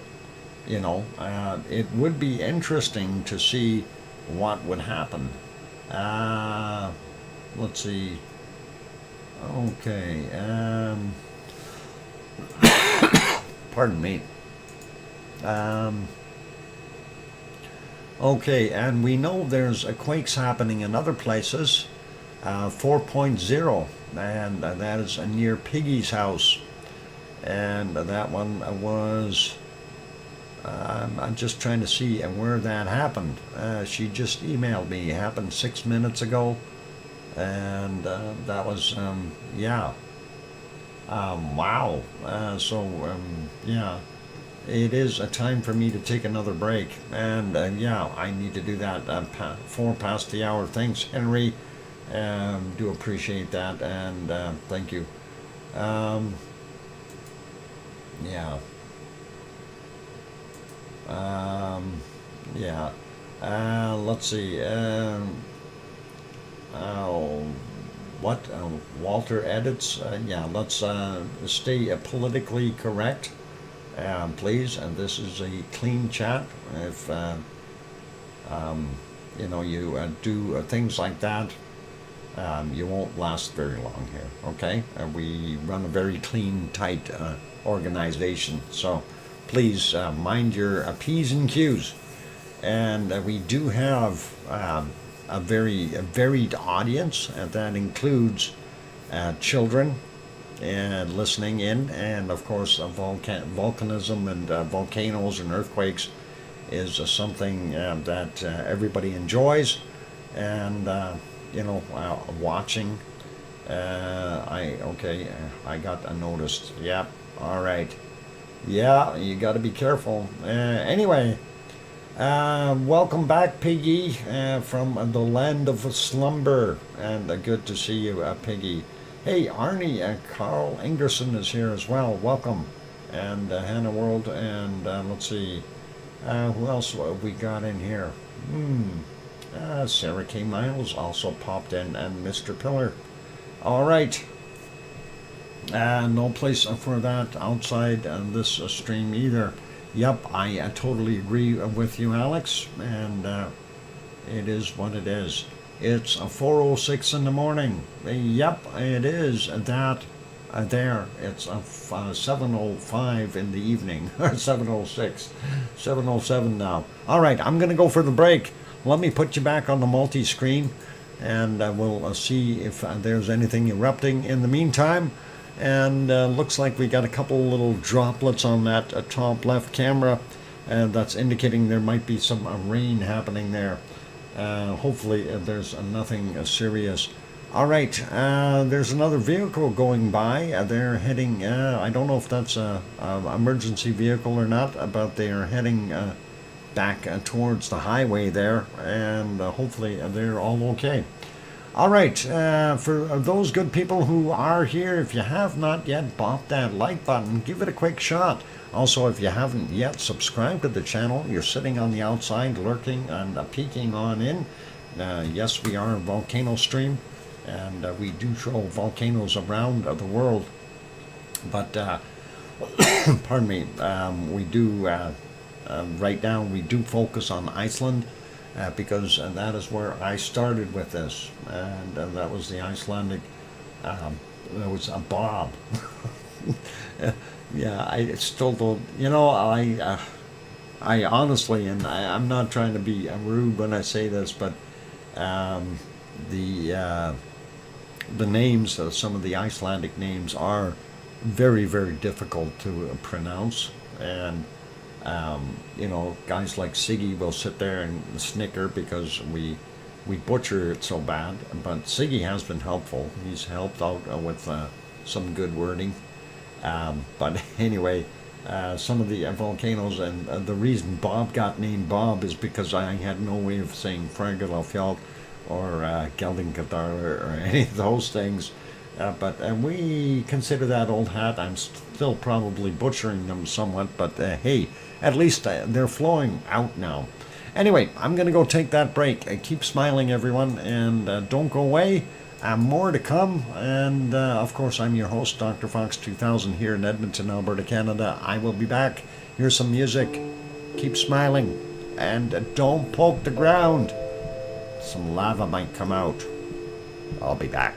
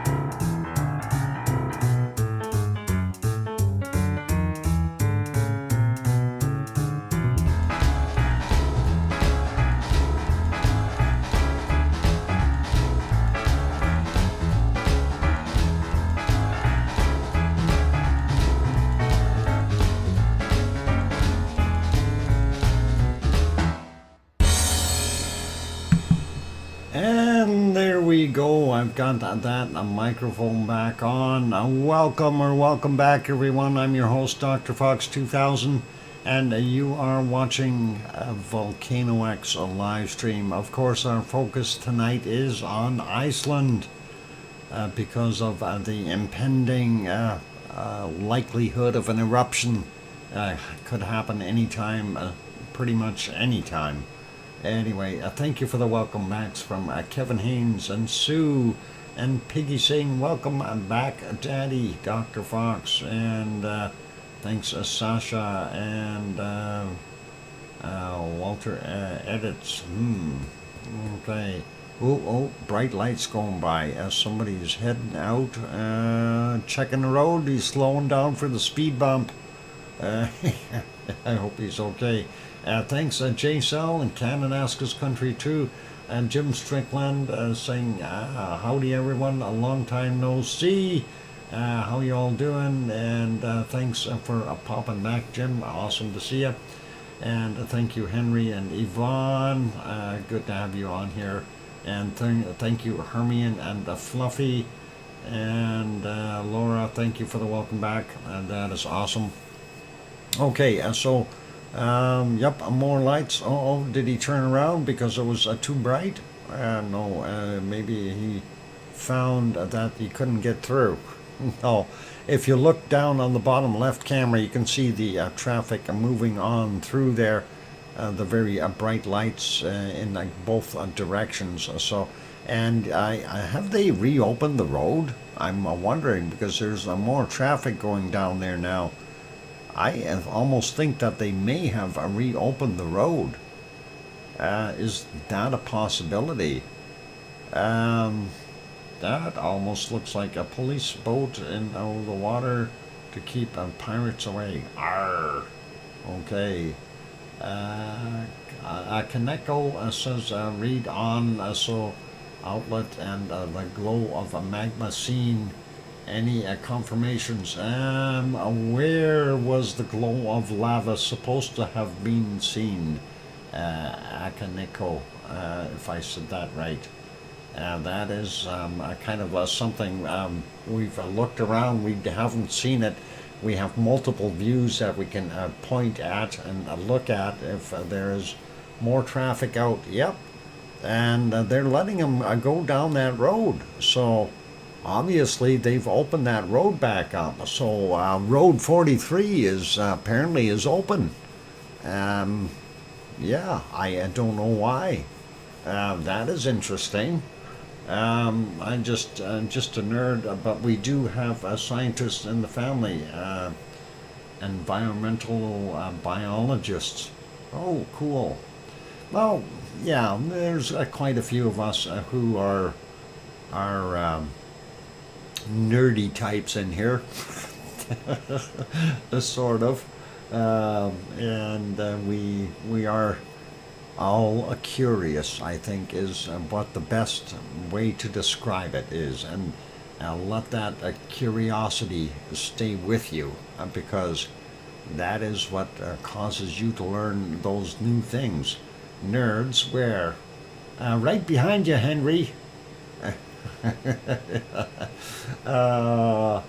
It's okay, and we wear that badge proudly. Amateur astronomer, meteorologist, and geologist, and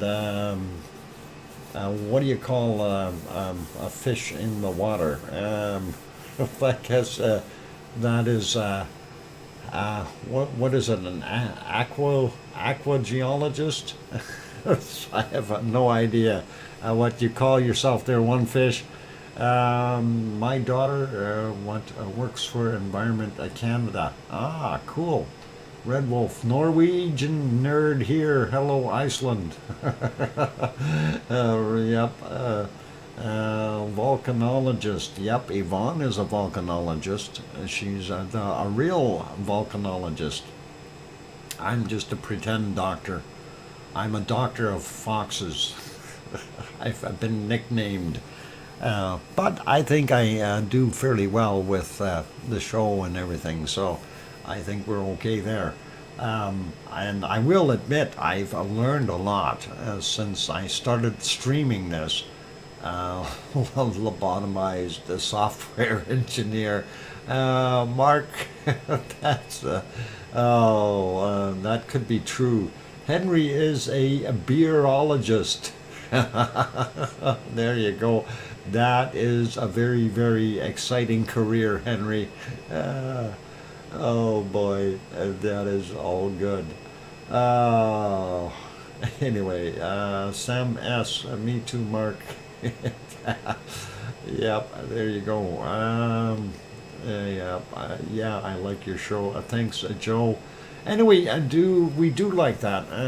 Yeah, turquoise, a Mama 33, a smart mouth. Okay, I guess that is some type of scientific designation, I guess. And Piggy is a pigologist. I love it, Piggy, a pigologist. Jim Strickland is a. Oh, hang on, that might not work out so well. Jim Strickland is a barbecue specialist, and then Piggy is a pigologist. They might have to get together. Andre said, a worried human here. Okay. Well, fear not. Nobody has been hurt or displaced yet, and we're all good. No need to worry. Anyway, we do see what's going on there, and obviously we can see, well, I go through these camera views here a little bit. There may be some others that we can take a look at, but yeah, I hear my thing revving up here a little bit. I don't know why my computer is acting a little weirdish, but yeah. Looking at the Grindavik itself, they are letting traffic back through up highway, road 43, or if you call it highway 43, that's okay. So they no longer have to divert, which is pretty cool, pretty awesome. So they've reopened that road, and that is allowing people to travel freely down there, as I guess as long as they pay heed to the temporary repairs that were done to the road. And of course, for those who don't recall what that was looking like, I can bring that shot back up if I can find it. Let's see if we can bring that back up on this stream, and we'll see if we can make that just a little bit bigger. I can't make it too much bigger, but there you go. So you can see the shadow cast here, and of course, you know, like I said, if you're coming from the west, or sorry, from the north, heading towards Grindavik, you'll be okay. Just you got to make sure you got enough speed here to get across that. But coming from the other direction, this poor guy here, he's going to hit a brick wall, and he don't want to be doing that. You're going to rip their tires right off the vehicle if you hit it. So that is the big crack in the road, and that is Thorbjorn right there. And this is not very far away from the power plant. And that is what we see there. So that is pretty cool. Dr. Fox, all the traffic seems to be leaving Grindavik. Is the road really open, or is that just non-critical vehicles leaving? I think the road has been reopened, because we are no longer seeing the police presence that was located right here at the turnoff for 425, which goes out that way, of course. So we are no longer seeing the police here diverting traffic. So obviously somebody is able to drive right through, and if that is the case, that is pretty cool and awesome. Let's see if we can get some other screens working here. This one, of course, is frozen again. Why do you keep doing that? This is, of course, from Thorbjorn. This is Visar's camera. We're seeing the Schwarzenegger power plant right there, and some vehicles driving by. And they are going, and you can see the taillights of the other ones heading down the road. So, and some more lights are coming. So, pretty cool. Unfortunately, I don't think we're going to see too much activity there other than that right now. I wanted to kind of bring this one back to about here and see if we can actually play that. My computer is being slow, and let's see if nope, it doesn't want to do it. Just won't do it. It likes to play tough. All right, let's see if it'll go here. No, it's just not going back there. I don't know if they had the stream down or something, but that is Visar, and we've got trouble kind of connecting with this one. It is though active though. We see the power plant still got all the lights on, and everything is kicking. So that is pretty cool. My family is from the Hearn family. That means lava. They are the lava family. Anyway, that is pretty cool. Let's see if we can locate a couple of the other ones here real quick. I was going to try to bring up, actually, let's see if we can do that right now. We can bring up the other, where is that? Right here. No, maybe. I'm trying to get to the right emails here. Let's see if that'll open up for us in quick haste. Pardon my doing this while we're just watching it, but I'm curious to see what this view shows, and it's taking a while to load. Oh, and there we go. And oh, they're panning that camera. That is cool. And we got to see if we can fix that up quality-wise a little bit to a 1080p. And okay, and that is a 1080. And where the heck is that looking? Looks like that camera has some droplets of water on it. And I'm going to back that one up and see how far back we can go. Maybe not far enough. Well, we'll keep that one just in case we need to see something. Obviously, right now it's not working very well. So let's put that one back on here. Break. I need a break, she says. Okay, I'm going to go do that. I will go take a break, ladies and gentlemen. I'm going to put you back on the multi-screen view here. And of course, if anyone hears of lava popping up, please, and do say something, and we need to do that. Who are you going to call? Ghostbusters. That's who we're going to call. Ghostbusters. All right. For those good people who are here, if you have not yet hit that like button, give it a quick bop and help us out. Also, if you have not yet subscribed to the channel, consider subscribing.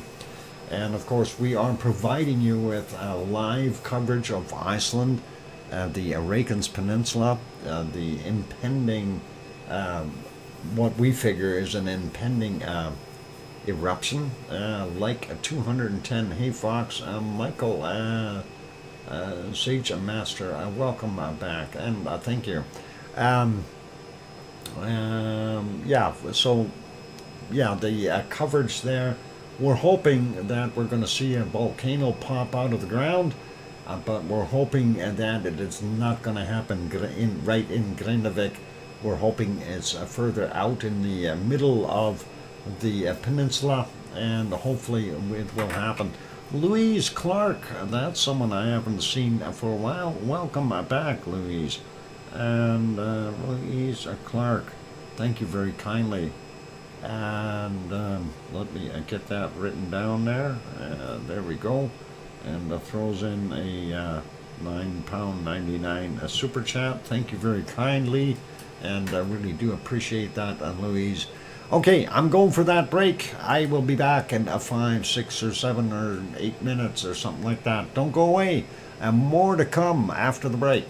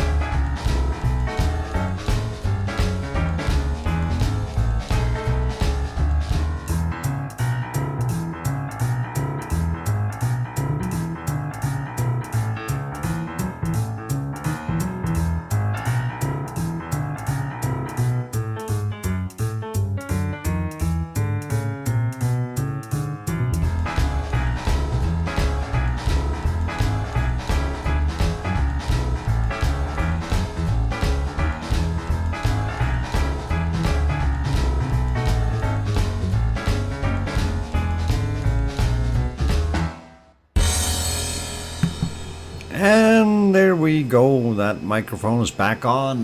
Welcome back, everyone. I'm your host, DrFox2000, and you are watching VolcanoX on live stream. Thank you for the welcome backs from Sue and Hermione and Fluffy and Mr. Pillar and Kevin Haynes and Sasha and Connie Tyree and APF Deluxe. Awesome. Thanks, everyone, and appreciate that. And there's Sharon Stewart going, she's singing it, saying, I hear you, Dr. Fox 2000, howdy. And thanks, J-Cell and Going South and Louise Clark. I appreciate that. That is awesome. And thanks, Bone Mama AZ62. Awesome. Thank you, everyone. And yeah, for those people who are curious about what's going on the screens, if you've just joined us, we'll go through this a little bit, and we'll get to this one here first. And of course, these are our wonderful earthquakes that are happening there. We have it set on 3 hours. In the last 3 hours, we got 379 quakes. If we set this to a 24-hour period, we see what the actual number is right now. And yeah, there it is. It's 2,193 earthquakes in the last 24 hours from this point. And that is pretty wild to see that. And there you can see some of the sizes of these quakes, 5.8, 5.6, 5.3 out here, and there's multitudes of 4s in here and some other 5s buried in here that we can't even see because of the density of the amount of quakes. So that is just crazy is what it is. Here's a 4.7, 4, 4.2, 4.4, 4.4, 4.3, 4.3. These are all in that same area. And of course, here's a 5.3 sitting there as well, amongst all the muck. And when I say muck, I'm not being rude here. It is just a tremendous amount of earthquakes in the last 24 hours. So what we have done, of course, we selected 3 hours to see what was happening, and of course this is in the past 3 hours, and that gives us our kind of a hotspots, I guess. The largest one in the last 3 hours, I think, is 4.1 out here at a depth of 1.1 kilometers. Came in at 50 minutes after midnight, and that is on the Rakens Ridge. And of course then we're seeing additional swarming happening out here by the lake now, and again, that is just hard to say what is actually causing that. We're going to put the plate boundary in here. I don't know, it's hard to see that red line, but you take a look at where those quakes are happening, and they are right on that plate boundary. So we know that there's some tectonic shifting going on. We know that everything is moving there, so that is some pretty awesome stuff. I'm not saying it's real, just trying to find out whether the report came from and why. And we haven't heard of any actual lava coming up, so one of the things is if we go take a look at some of these other places here, like this, of course, being that new view of Grindavik itself.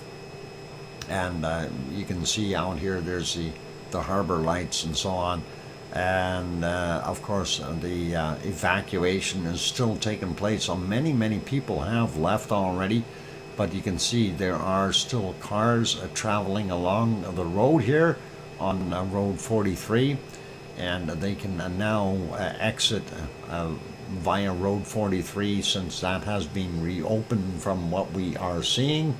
So that is pretty cool. And of course, if we go look at some of the other views, I'm trying to get to the right cameras here. I've got so many screens open. It's That may be part of my problem right now with the computer lagging out a little bit. No, I don't want the power plant. I want this section here. So when we talk about looking at glow in the night, we'll take this one as an example. There's our Rebbe vent. There's Kalir, and in the background we've got our wonderful Reykjavik. So if we put that on live, we'll see what it looks like during the night. And of course, there it is, and you can see the wonderful glow of Reykjavik and the silhouette of Kalir there. And that certainly is not an eruption, and it depends on the camera. If you have it tweaked a little bit, of course, like Gaza in Egypt. Yep, almost. Almost. You've got the pyramid right there, and the sun god will be standing on top of Kalir praying, something like that. Anyway, reload, fixed it. Okay, and cool. Let's go. Oh, somebody's getting treated. Anyway, this is again the view of what we're seeing there in Grindavik right now. Some lights here. I'm kind of curious on what is going on right there. Maybe somebody broke down or something. Looks like a couple of vehicles, some blue lights. Maybe somebody got pulled over for speeding or something. That has happened there before. Anyway, we do see that traffic heading down the road here, so that is all awesome. Taking a look at some of the other shots, of course, this one, let me see if I can get that on live. There we go. This is, of course, up on Thorbjorn, and it's swinging around. It's live from Iceland is what this view is. And there you can see the Blue Lagoon right there, and the Schwarzenegger power station right there. And of course the lights in the background. You've got the airport out here. You've got Keflavik and Reykjanesbar and Yardvik. And that is what's in the background there. And the lights, of course, you see them reflecting off the clouds. Definitely not an eruption. So that is pretty cool. Yep, speeding. You can't speed there. Iceland is a place where you are not allowed to go about, 50 or 60 kilometers above the speed limit. It's just frowned upon, I think. Although I don't know, when I was there, a lot of people passed me while I was doing the speed limit. I don't know why, and that includes the police cars. Things that make you go, Hang on, gotta have a sip of Pepsi here. Oh, that's a good vintage. All right, so that's what we're seeing there. And of course, this camera pans back and forth. And of course, out here, this is to the western side of Thorbjorn. And this is where I'd like to see it erupt, is way over here somewhere. Away from a town.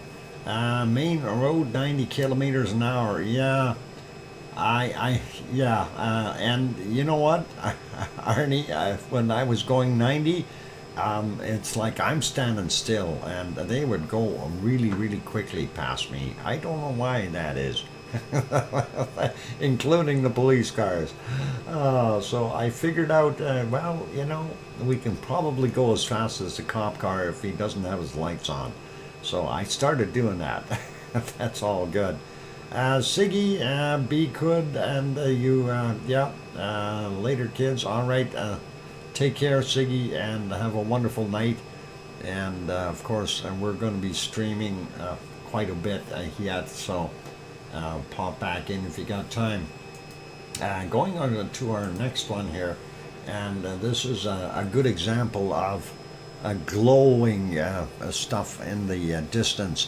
And of course, when we're looking at this here, first off, I'm not sure what's causing this light over here. This is new.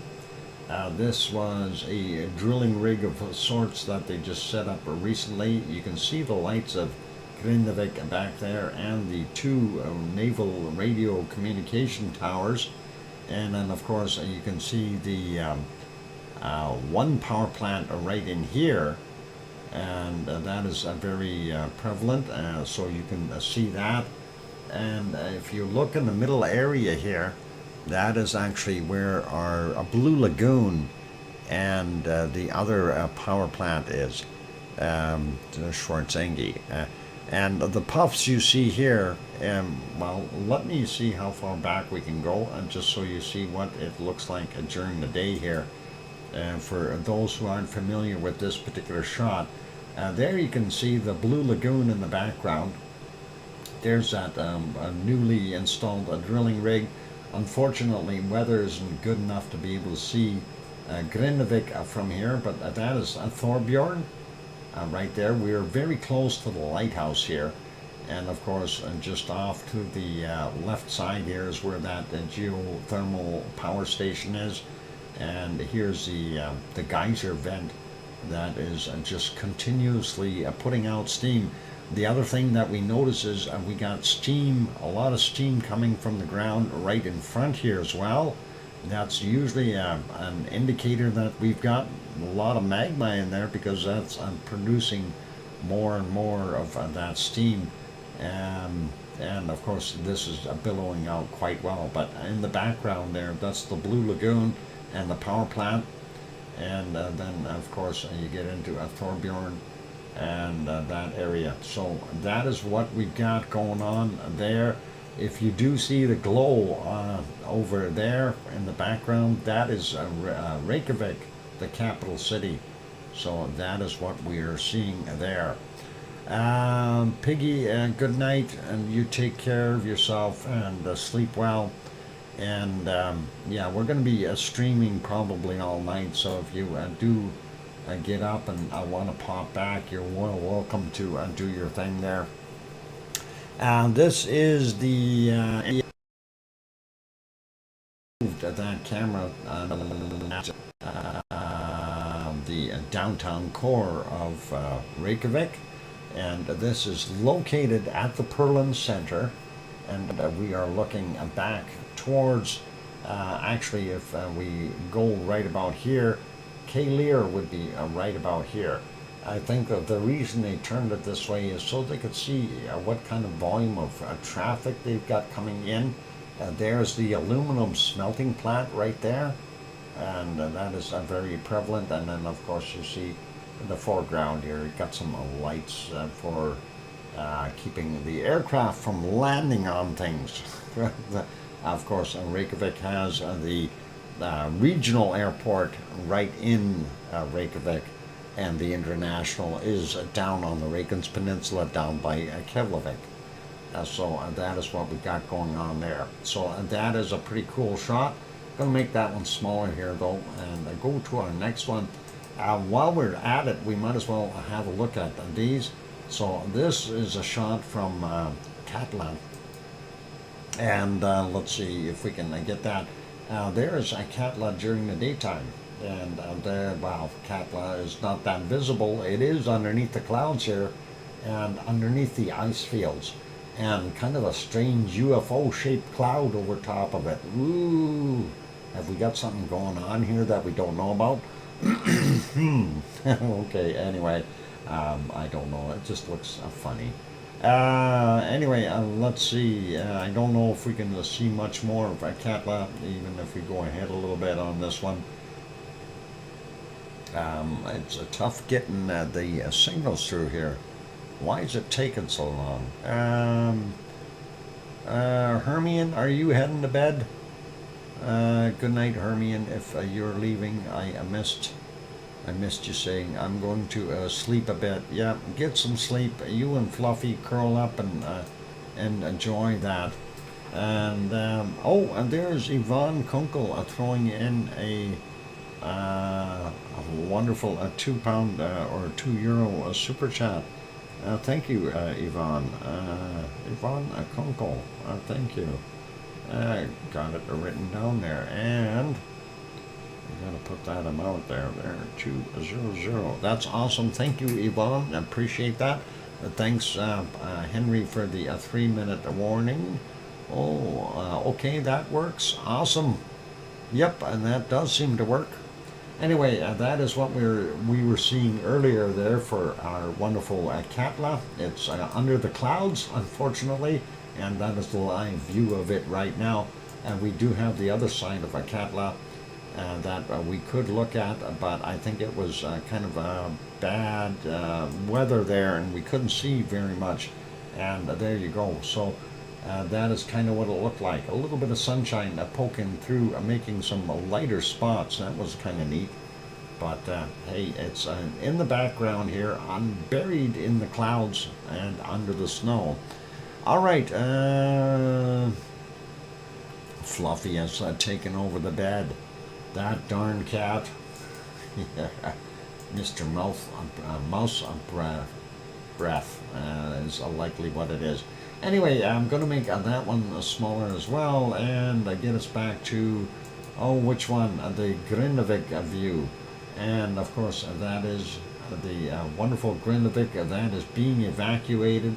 And we've seen a slowdown in the amount of vehicles leaving. A majority have likely left already. And we do still see some cars over here, and they will be leaving town doing their thing. So, oh no, bad putty tat. Yep. Tell me about it, Hermione. Yeah. You know, and of course, Yvonne put up that nice looking hot dog right down there at the N1 station. That is a wonderful place, and you can always, well, you could get your wonderful Icelandic hot dogs. They did an awesome job with them, and I always enjoyed them while I was there. So, very, very nice. Anyway, looking at time for another break, I'm going to put this back on the multi-view and make sure we can get them all working. Like that one down on the bottom left there, it likes to stall out every once in a while. I don't know why. It's just too many things open with my computer right now, but that's okay. What is the rest spot on the right side, right hand side, and what the which spot? Okay, I'm not sure what you're referring to there, Siba. Which the last one? Red spot, sorry, Doc. Okay, a red spot on the right side of which screen are we looking at? Or all of them? I'm not sure where you're looking. Okay, a bottom left camera is looking at Schwarzenegger power station, and you have on the right side of that you have the lights of Reykjavik in the background, that kind of thing. On the Grindavik one, let's go back to that one for a second. On the red spot on here, you're talking about this. I have no idea what that is. Lights, red lights, Christmas lights, something. I have no idea. I don't see a red spot. I see a red there, but that's it. Yeah, I don't know, Siba. I have no idea what that is.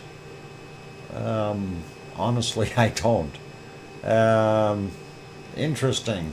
It's a lava party. Yeah. Been there all evening. Yep, it hasn't moved. Almost a 4K. Okay, now we're starting to talk there, Yvonne. 4K. Another couple thousand, and we're going to be in business. We're going to have an eruption. So, yeah, ladies and gentlemen, the seismic energy is now 4K, or 4,000 tons. and that is pretty awesome. And I think we could have an eruption pretty much at any point from here on in.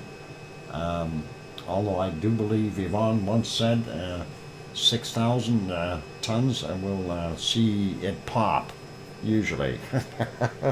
I don't know if that's about the right analogy there, but nonetheless, that has been interesting to see that increase. And thank you, Yvonne, for stating that. That is very cool.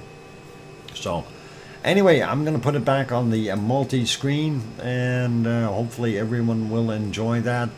The quakes, we've got it set for 3 hours, so those are the quakes in the last 3 hours, and we'll leave that on the screen for you guys. For right now, I'm going to go take a break. I'll be back in 5, 6, or 7 minutes, and we'll see if we can do a world a volcano report after I get back. And we'll keep going from there and see what else we got. So here comes some music, and keep smiling and play nice. Don't poke any sticks into the ground. You'll let that 4,000 tons of pressure come out, and then we'll have trouble. Make sure you get some food in. Yeah, I've been eating cookies. I'll be back. Don't go away. Thanks.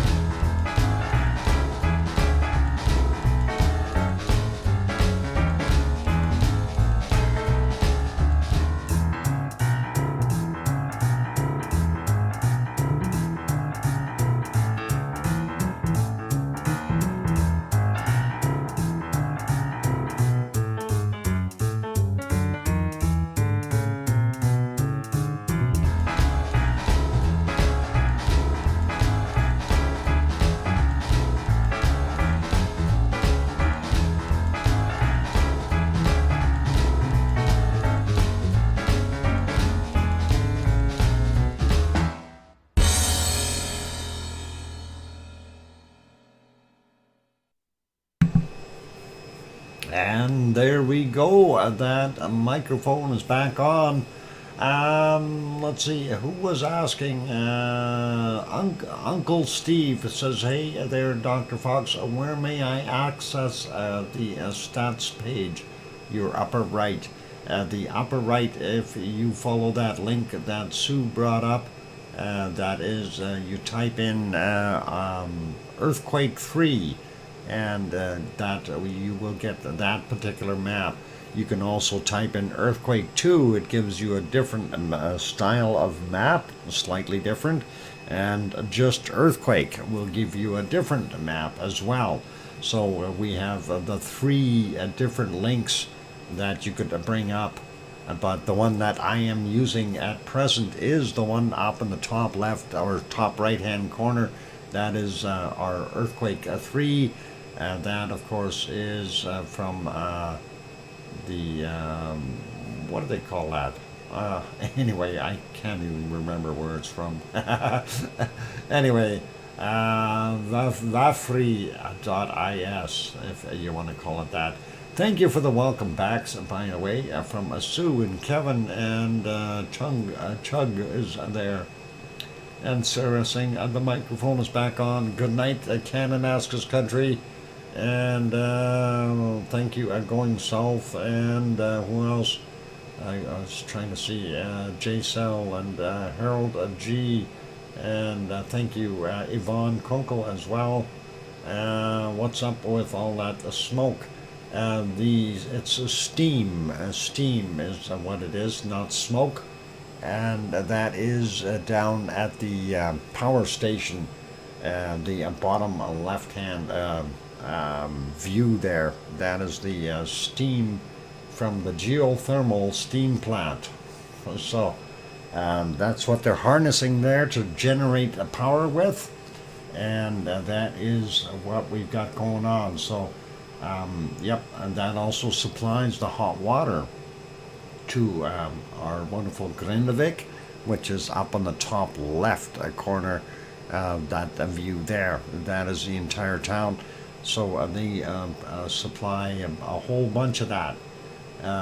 Wonderful steam, and yep, magma heat is going of or ground of, yeah, it's a lot of heat down there. El Mint is saying hello as well. Good to have you on board. Yeah, so what we've got going on, of course, for those who are just joining, and I know there's a lot of people been coming in and out, so I will do a little recap. First off, on the earthquakes, and well, let's just go around with the cameras here first, I guess. This shot here, of course, is Grindavik, most of the town of Grindavik. You do still see there's traffic there. There are some headlights still moving around. Of course, people are still in the process of evacuating from Grindavik, and of course the order was given, and that was given today. Later, I guess late this afternoon, and most of the people have left town already, and there are still some there, and I'm sure they're getting pretty much ready to go. They do have two methods of getting out of town, actually, well, three right now, but it depends on if we get an eruption over beside Thorbjorn. It's going to be interesting to see what's going on. They do have Highway 427 going to the east. You can come up here and turn over on Highway 425 and head out towards the airport, or you can go up Road 43 past Thorbjorn. They have reopened that road, and it does have a temporary fix at the location where they had the big crack. So that is open now. Okay, is there SO2 or CO2 in the steam venting from the GT power plant? No, that's not SO2 or CO2. A matter of fact, Mark, And unfortunately you can't really see it in the other shot here, but I'm going to see if we can try to bring that up. Let me get to the right page here. We're currently on that one, which is the one that I want. I want not this one, not that one, or that one. Hang on, I gotta find where my location is, the one that I want to show you. Not this one either. It might have been in one of the other ones here. I'm trying to look for it. It's hard to find it. Darn it. The one I'm trying to show you is the one that is down on the bottom left side, or bottom right side. That is the MBL stream, and I'm gonna try to find where I actually have that. I've got a lot of stuff loaded here, so it's a little bit tougher to locate. Okay, it's underneath here. No, it's underneath here. Okay, let's see if we can fix that. There we go.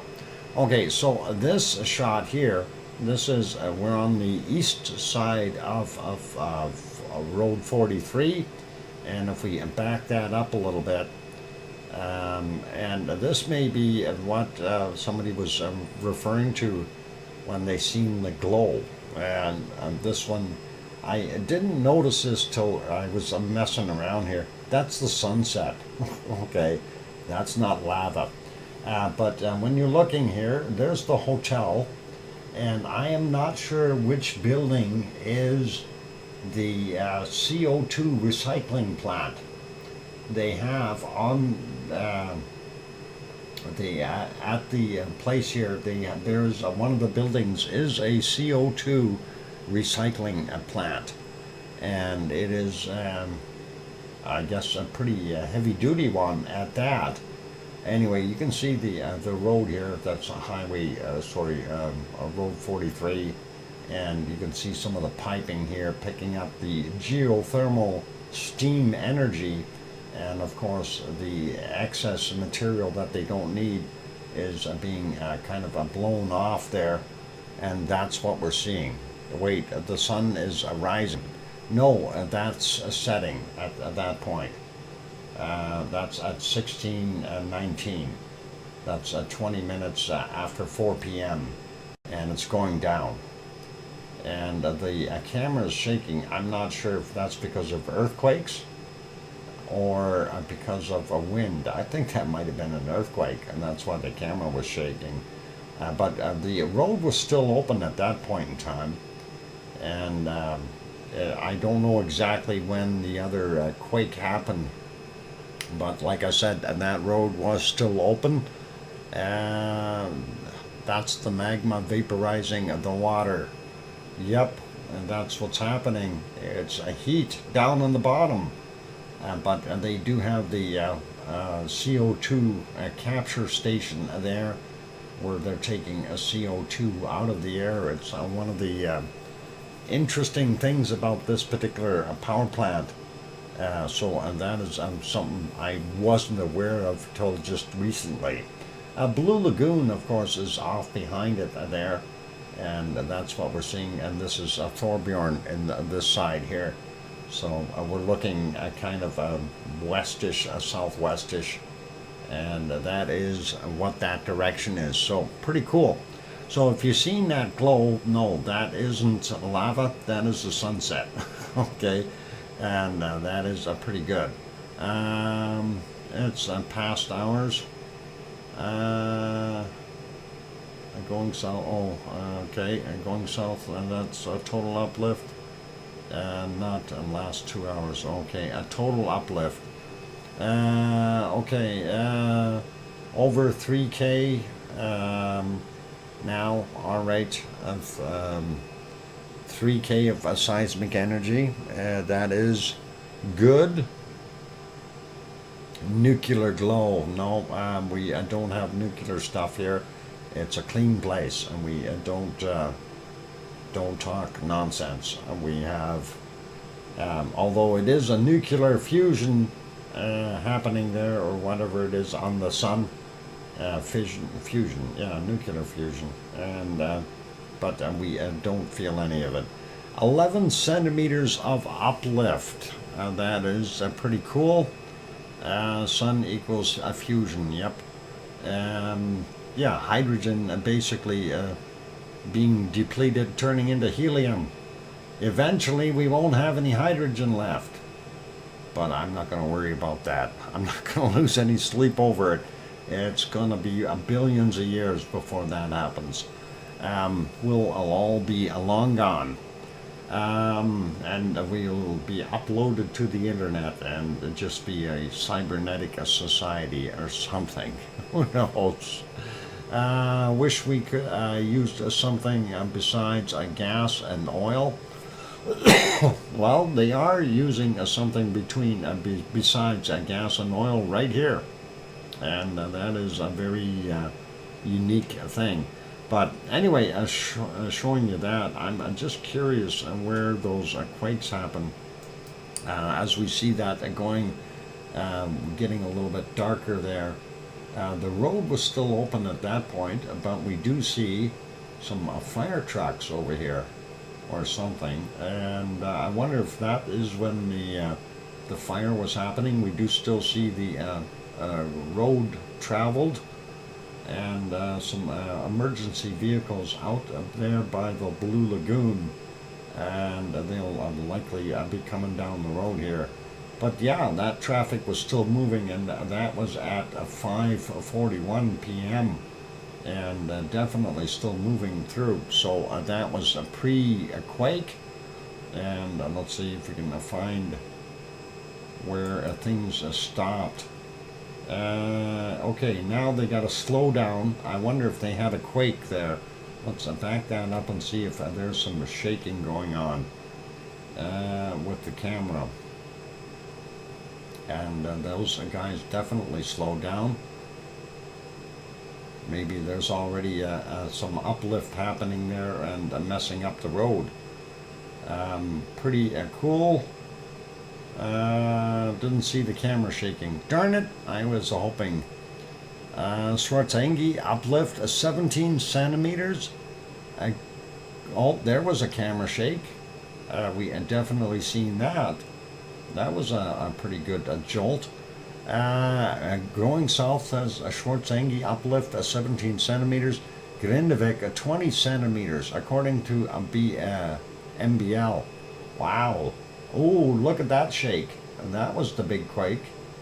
Let's see if there's another rumble to that. And that was at 1803 on their clock. So definitely a little bit of a shaking going on there. And that wasn't wind. That is a little on the scary side. So yeah, if there is in fact that kind of uplift happening there in Grindavik, wow, 20 centimeters is, oh, there's some more shake. There's quite a bit of uplift there. At 20 centimeters, even 17 centimeters at Schwarzenegger is quite a bit. I don't know what's that, divide by 2.25, something like that. That would be, oh, and there's a emergency vehicle. I wonder what they're doing. Okay, trucks going along. I wonder if they're going to go repair things. They got their lights on. Oh, they're heading somewhere. Fire department. Rescue. Okay, I wonder if that was the fire that they had at the power plant when they were going to do something there. And definitely some traffic going through there. Those look like tanker trucks. Some of them. Maybe they're hauling something. Who knows? 6 3/4 inches of uplift. That is pretty wild. Yep, that is awesome. And yeah, It's a whole squadron of fire trucks. I don't know if it's all fire trucks, but definitely a whole squadron of flashing lights, that's for sure. Due to a magma movement. Yep. Anyway, yeah, I don't know if that was pre the big quake or not, but we do still see traffic moving, and then later on, I think the traffic stopped. We didn't see any more, as it may have been closed off. If you move it ahead here a little bit and see what it looked like. Yeah, and this was at just about 7 p.m. Their time, and it looks like nobody's getting through anymore. They may have closed the roads off.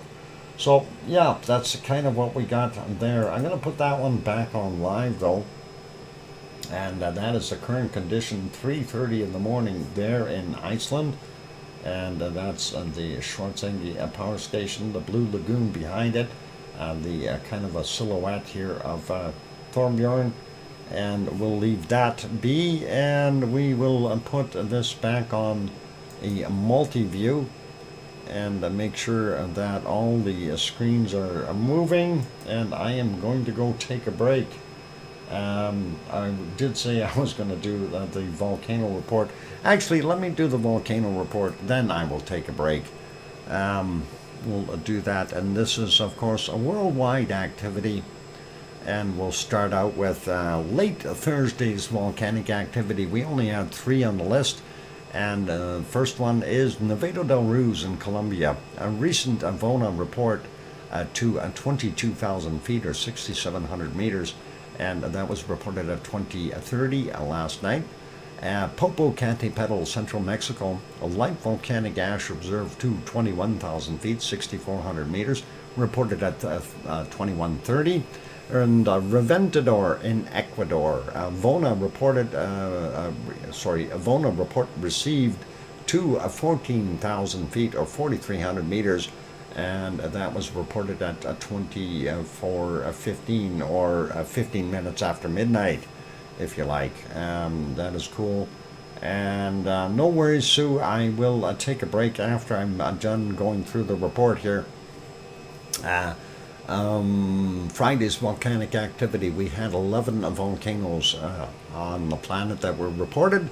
Sabancaya in Peru, unable to detect at midnight or 6 a.m., and then continuous ash emissions reported at 1800. Fuego in Guatemala, occasional volcanic ash emissions to 15,000 feet, 4,600 meters, reported at 15 minutes after midnight. And then volcanic ash emissions continue to 14,000 feet or 4,300 meters, reported at 11:30. And next one is Dakono, Halmahera Island, Indonesia, volcanic ash, continuous volcanic ash to 8,000 feet or 2,400 meters, reported at 30 minutes after midnight. Popocatépetl, Central Mexico, and that was from yesterday and today. Continuing, volcanic ash observed on a webcam to 21,000 feet, 6,400 meters, reported at 3:30 in the morning. And then new volcanic ash emissions to 22,000 feet or 6,700 meters, reported at 13:15. Next is Mayon, Luzon Island, the Philippines. Eruption, volcanic ash cloud, unknown height, reported at 3:45 a.m. Klyushevskoy in Kamchatka Peninsula, Russia. Volcanic ash is not identifiable in satellite imagery, reported at 6 a.m. Shivalash, Kamchatka Peninsula, Russia. Same area, volcanic ash is not identifiable. Hey, I could have told you that. If you can't see it at Klyushevskoy, you're not going to see it over at Shivalash. That's also at 6 a.m. And of course, the Reykjanes Peninsula volcano update. We had 3 different reports, and this is a danger level raised, or alert level raised to danger, reported at 1931. And we had a bunch of different reports there. We're going to make sure we get all of them. Next one, Nevado del Ruz in Colombia, separate report. We'll have a look at that in a bit. Reported at 10:35. And we also had Semeru, East Java, Indonesia, ground report of eruption 2, 14,000 feet, 4,300 meters, reported at 12:30. And the last one on our list for today is Santiaguito in Guatemala, and new volcanic ash emissions 2, 14,000 feet, 4,300 meters, reported at 17:45. And thank you, Sue, very much for getting that report in, and that is awesome. And from this point, it is definitely time for me to take that break, so let me go do that. For those good folks who are here, if you have not yet hit that like button, give it a quick bob, help us out. Let's smoke that all the way through. Also, if you haven't yet subscribed to the channel, if you're looking from the outside in, going, hey, maybe I should, and yeah, hit that button. Turn it from red to gray, and don't forget to hit the bell so you get notified when we're on. Now, before I go on that break, I want to end this poll, and basically the question was, where is it going to erupt? And I gave 4 choices there, and we're going to end that poll, and there it is. We've got 39% saying the Blue Lagoon and the Schwarzenegger, I misspelled that, a power plant area, 39%. Other location, other than what we've got listed, is 29%. Grindavik, 26%. And Eldorp is only 4%. So 71 people voted, and that is pretty cool.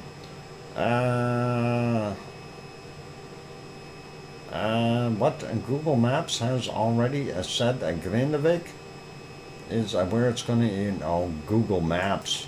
Yeah, I'm sure they have. Anyway, I don't know. We'll see where it's going to erupt. That is still up in the air, and no one can really determine that till it pops. I'll let you know going south when it pops, okay, and where it's going to be. McCarty saying, hey, Fox, 20 centimeters is over 7 inches of uplift, not 6. Well, 20 centimeters times 2.5 roughly. And that would be 8. Yeah, that's 7 something. I don't know. I don't have my calculator handy, but 20 centimeters to me is about 7-8 inches.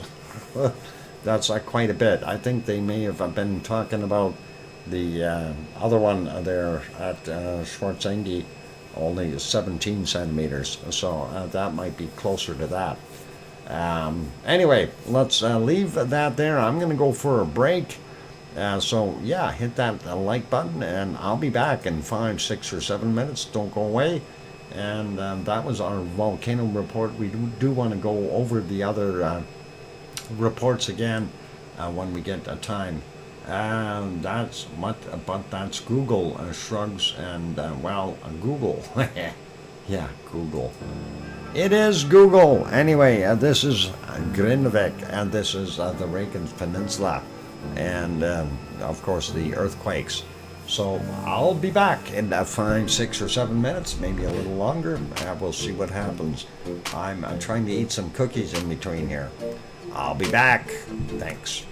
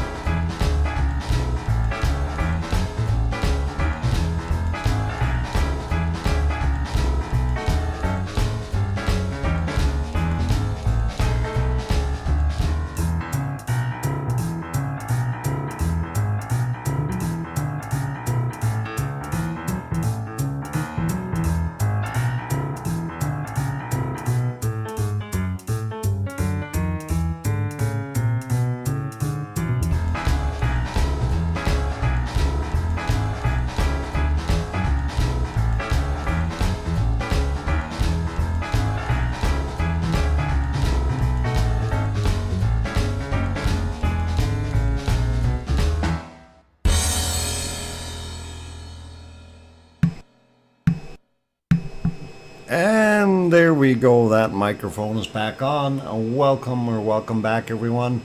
I'm your host, DrFox2000. You're watching VolcanoX, a live stream. Of course, what we've got on the screen is the stuff happening at the Reykjanes Peninsula in Iceland.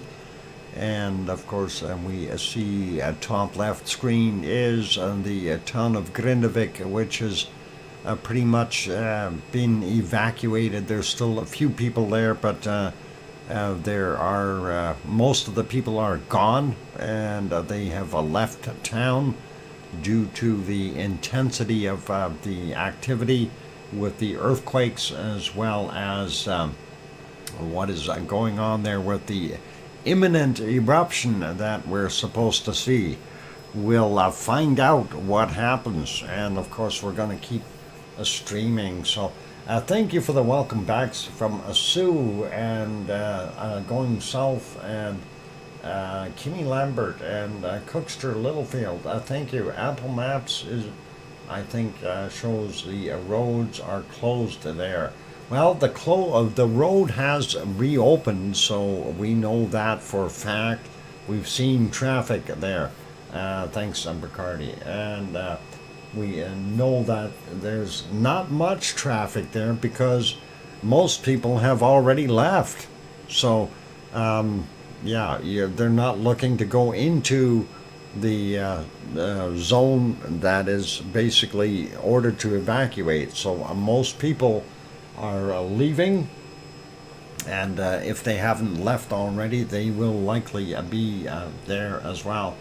Going, okay, so on my bed. Okay, Yvonne, you're getting ready to get some sleep. That'd be awesome. And we're definitely going to keep this stream running for a while here. Matter of fact, I think I'm going to leave. Hang on, when did I start? So I can do 8 hours more, roughly, with the stream. Saying hi all. Okay, Yvonne is back. So it shows on the roads. Yeah, I don't think they've updated it yet there, Sarah, because I don't think they were aware that the police have moved out of the way, and they are allowing traffic through there now. And we did see traffic going in both directions, so obviously the road is open, and that is kind of neat to know. And just thought it was interesting. Yep, Sarah, it is actually very interesting. I'm going to get a sleep tonight.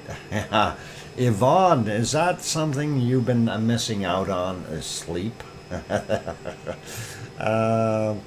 Not. You're going to be watching the stream all night long. I know what's going on. It's just that way. That's the way things go. So, all good. But, lots of stuff going on there. So, as I said, where's that big crack? Kimmy, I'll show you. You see where bottom left the screen, that's the power plant. The bottom right screen, that's the power plant.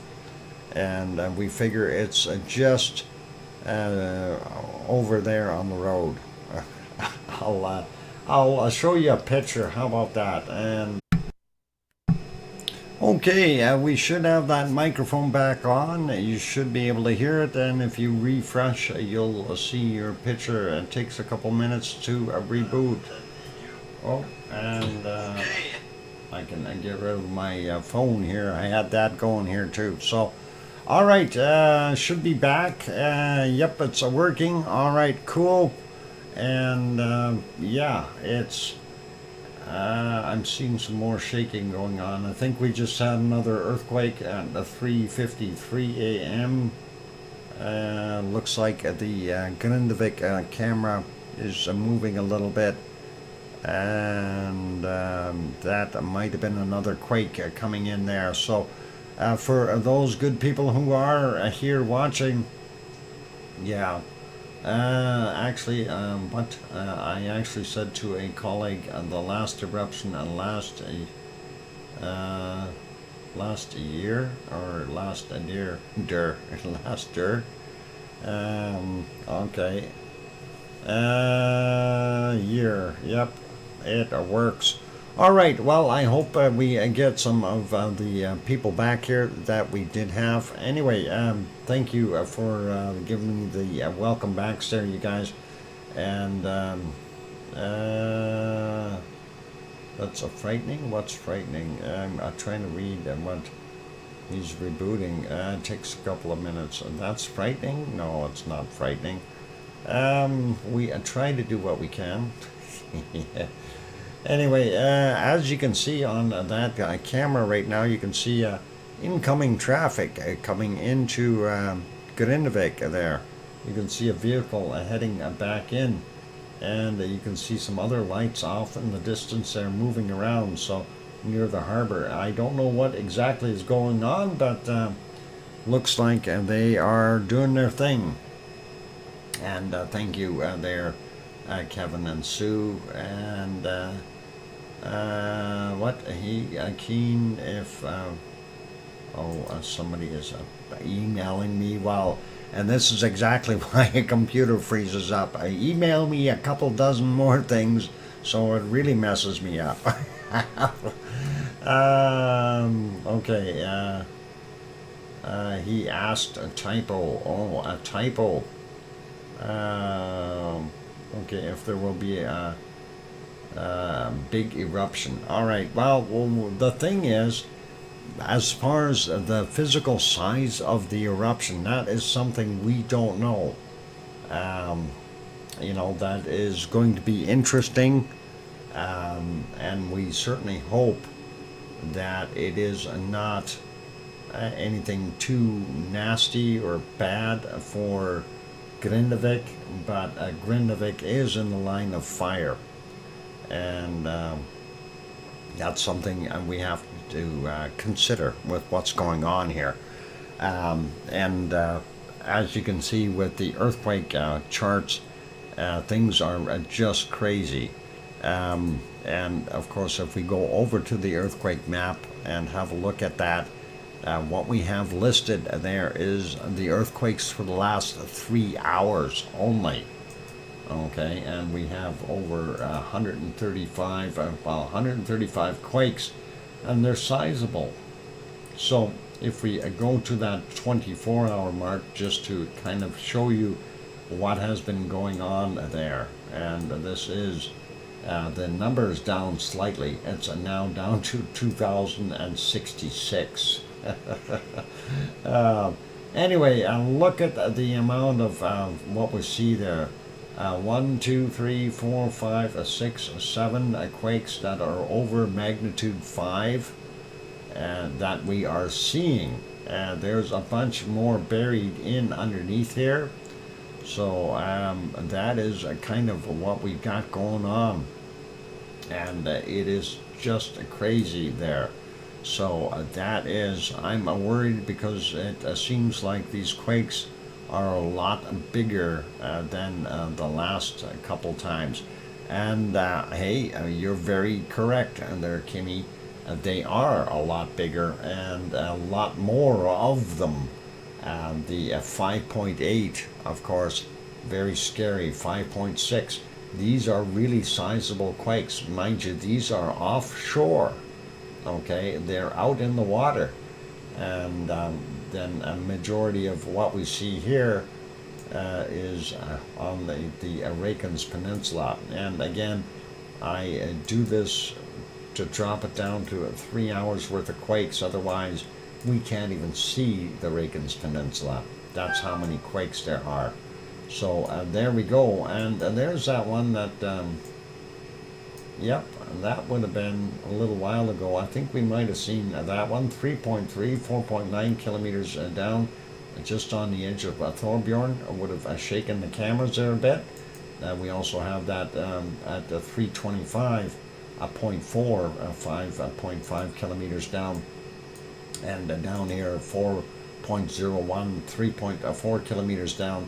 These are not shallow enough to produce magma yet, and we're waiting. And I'm sure there's some that are going to be shallower, and we're going to likely see where those are in the very near future as magma starts to intrude upward and get through all this mess. Now, obviously, these things are rock busters, some of these big ones, and that would have allowed some flow through. Welcome to Geoplanet Jane. Good to see you, Jane. And also, well, welcome to the Reborn. And let's see, did I miss anyone else popping in there? I hope everyone is good. If I did miss saying hi to you, like Augustus, just pop on in and say something. So pretty awesome. But yeah, so the majority of the quakes are still right in here. We are seeing some activity out here near Kristevik, and further on there was some stuff here, but that seems to have died out a little bit. But most of everything is right there at the end of the Reykjanes Peninsula, and that is what we're seeing. The town of Grindavik has been evacuated, and people were fleeing the town via this road here, as that is the order. They were not allowed to go on 426, and they could not use road 43 here. The estimated spot is somewhere right around here, where the problem occurred with the road, and we will show you the photo. Hang on, where's that?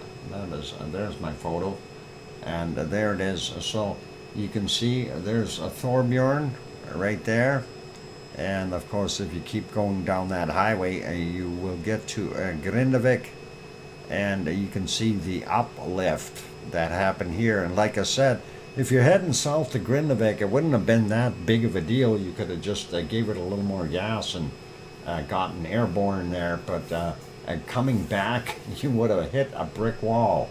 You would have torn your tires off your car as you hit that, and that is a fairly healthy crack. They were saying that it is what is it, something like a foot in height. To me, this might even be more than a foot over here, as far as the rift that opened up there, and that would have been bad. So that is what that looks like. And if you want to grab that picture, you are more than welcome to do so. There's the volcanodiscovery.com link to that particular page, and you can have a look at it. The other ones that we had a look at this already, and I want to see if there were any other reports that we needed to look at. So yeah, that that one's got stuff going. I'm going to see if that other one is on here as well. There should be another report that I didn't get to. And which one is this one? Is that the same one? I don't know if it is or not. No, that is a 70. Let's see if that is this one. And is that a 70? Yeah, we got that one. We got that one. I want the last one here. So let's open this one up. Oh, we got that road closure. Okay, so we did cover them. All right, I'm not going to worry about that, and we'll leave it be with that. We did the volcano report. The one we didn't look at was, who was it? Nevado del Ruz. We missed looking at that one. So let's take a look at that report real quick. And I got to change something here. Put that back down to a regular size. This was Nevado del Ruz in Colombia, and the increasing activity, gas instruments of the observatory, the SGC, detected an increased level of SO2 at the volcano since June this year. And they go on talking about the increased rates of gases there. So you can obviously see that plume. That is pretty nasty looking stuff, and some darker material in there. So you know there's ash as well as the gases and SO2 and stuff like that. So interesting to see that. And what other report did we have? I thought there was one more there that I'm missing. And we did have some still shots of Mayon. We may show those. Let's see if we can get that on the screen. Where's that saving it? XX dash Mayon. And giving it a date, November 10 of 2023, just so I know when it happened, and I can save that and bring it up on the screen here for you. So yeah, let's put it back on the earthquake map, and then we'll just get that other stuff from Mayon loaded on top. If I can locate it really quickly. Let's see, where is it? Mayon. There it is. So this is a view of a Mayon volcano on Lucerne. What is it? The Big Island.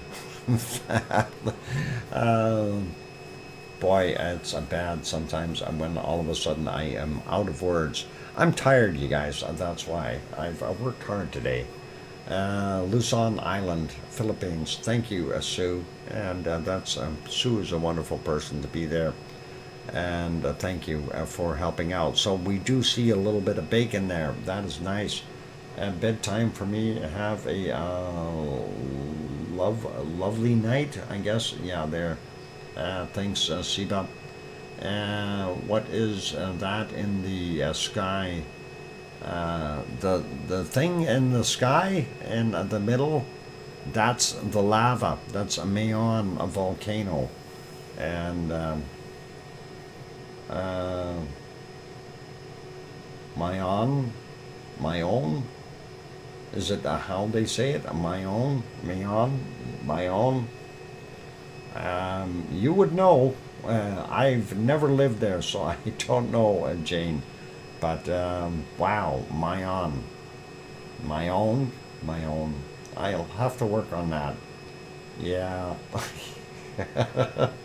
It's all good. Anyway, just thought I'd show that one real quick. Thank you, Sue, for sending that one in. I'm going to remove that. We've got enough stuff on here that really messes me up. Jawohl.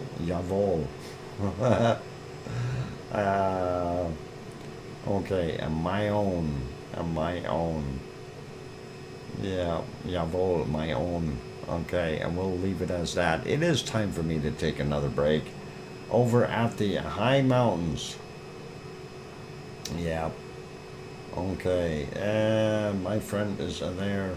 Lives 13 kilometers from the volcano. Awesome, Sue. And that's far enough away that you won't get hit with lava bombs. At least we hope not. So pretty cool. But yeah, so the bit with the car there, you seen what that is, Kimmy? I hope you are good. You need a power nap. Yeah, I need to just relax and simmer down for a little while and rest and things like that. But we are going to keep the stream running here. I sent a video of Mayon to. Yes, I did see that, Sue, and I haven't had time to load it. It's just too much for right now. My pea brain can't handle it all. But we'll see what we can do. Maybe we can show it tomorrow. It will pop. Okay, when is it gonna pop? No, that's the thing, Yvonne. When? Timothy says they are really thinking that it's going to erupt so soon near the Blue Lagoon, or as there nothing to worry about. Well, we don't know where all of it is going to erupt. It's right now. It's a very, very difficult decision, and we do have all kinds of quakes in the area, and it's hard to say within a few hours. Well, we're going to have a few hours to rest and relax and then watch the eruption. I'm hoping that my other screen is still working there. Yeah, it looks like it's still on. We are going to leave this running, and just so you guys know, of course, we need to stop at the 12-hour mark to basically be able to save the video. So my intent here is that we're going to leave this on, and hopefully, you know, I'm obviously I can't sit here and narrate the whole thing the entire time. I will be taking some time to go have a nap. I'm guessing within the next 24 hours. Kimmy, we think maybe within the next few hours, as Yvonne said. So there is a good possibility that we are going to see something happen. And as we see, there's more traffic going by. Looks like some kind of an emergency vehicle, or at least flashing lights on it. Hopefully, that is nothing too serious there. And some other vehicles are following them as well. And that is pretty cool. Interesting. Hope it doesn't erupt right under the power plant. Well, Timothy, that is a possibility. It's also a possibility that it could erupt right underneath the Blue Lagoon.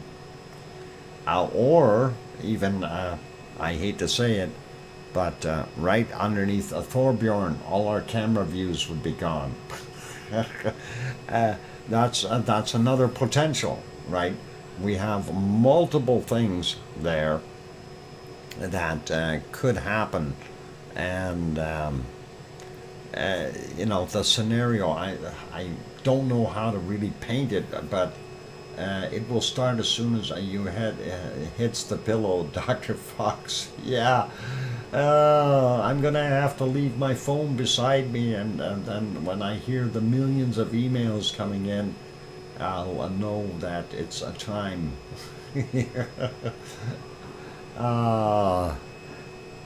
Anyway, typically we look at a bunch of other things as well on the show here, but Yvonne, don't fret yet. Your hotel is still there. It may be a little shaken, but it's still there for now. So have hope. Have hope that the eruption decides to move all the way over to Fragedalfjall, and that the sill and this magma chamber sill moves, and you could still enjoy that and have Ragnar back too. Shaken, not stirred. Yeah, so far it's just a little shaken. But the reports were that there was a fire at the power plant. And also, of course, the Blue Lagoon, we know a couple days ago there they had one of the big quakes had caused some problems, and this is, I can't remember if it was yesterday or the day before when they actually closed it, so I double that. Okay. Or doubt that. You doubt that? Oh, come on. It's going to be there. I'm nervous for the people, but really excited for this. And, yep, Timothy, that is something, you know, we never like seeing anyone lose anything. I mean, we love watching volcanoes, but as soon as it gets into people losing their homes, and that is something that it bothers me personally, you know, having grown up my younger years, of course, and we have lost our home to fires, to a fire, and you know, it's things like that. They sadden you very quickly, and they do hurt when you think back on them, and that's something that you need to just understand. We notice quite a bit of traffic right now leaving Grindavik, and some cars returning. So I'm not sure what the heck is going on. We do see that. Pretty interesting to see a group of vehicles heading out, and then several coming back in as well. Makes a person wonder.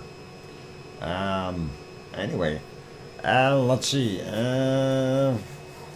Okay, well, I should actually have taken a break here. So what I'm going to do is I am going to go take another break. And now that the computer is sort of back up and running, I don't know if we can... I don't think we're going to even bother looking at other places today. I do want to see a few places, but I do need to take a little bit of a break here. So I'm gonna see if I can munch on some cookies or something. And for those good people who are watching, I'm gonna be back in about 15 minutes, okay? So we'll leave this on the screens here. If we see something, yeah, rest your voice on that too. Need to do that. And we'll get back at it. So hang in there. If you good people are here, if you're enjoying the show, please do hit the like button if you haven't done so already. Also, if you have not yet subscribed, if you're sitting on the outside peeking in, they are going back to get dinner out of the oven. Tom, I hope they got something good. Breaker, breaker 19, break a time, a screech. Take a care. Okay, take a good one, Doc. Yeah, I'm gonna try. All right, so yeah, hit the like button if you haven't done that. Subscribe if you haven't done that. And on that friendly note, I'm going to turn the music back on, and we will continue with our observations here and anticipation of an eruption there in Iceland. Of course, you see the screens. And just to describe for those who are just getting here, top left is in the town of Grindavik, which has a majority of people already evacuated, and they have left. Bottom of left is Schwarzengi power station, and bottom right is the same power station. And of course the top right hand is our earthquake map, and that can be accessed by typing in earthquake 3. And of course we have it set to 3 hours because there are way too many quakes for the 24-hour map to keep up, and we are talking over 2,000 quakes. So that is what we got. And we'll have a food fight while you're gone. J-Cell, don't throw the food around. We might need it. All right, I'm gonna go and do that and save the food. You might need to send it to for the people in Grindavik. So please be courteous. Let's see if I can get that music going again here. Of course, when I reboot, that disappears real fast. And let's see if we can get that rumbling. And I don't know, where do we want to start here? We'll find something good to pop in here. Let's see. I don't know. We'll try down here. Okay, and that'll work for now. All right, for those good folks who are here, if you haven't hit that like button, give it a quick bump, and I'm going to go for that break. Don't go away, and I will be back in, I don't know, 10 to 15 minutes at the most. And then we'll see about taking a look at some earthquakes around the world as well. That's what we want to look at. I'm curious what the USGS map shows for Iceland. I'll be back. Don't go away. Thanks.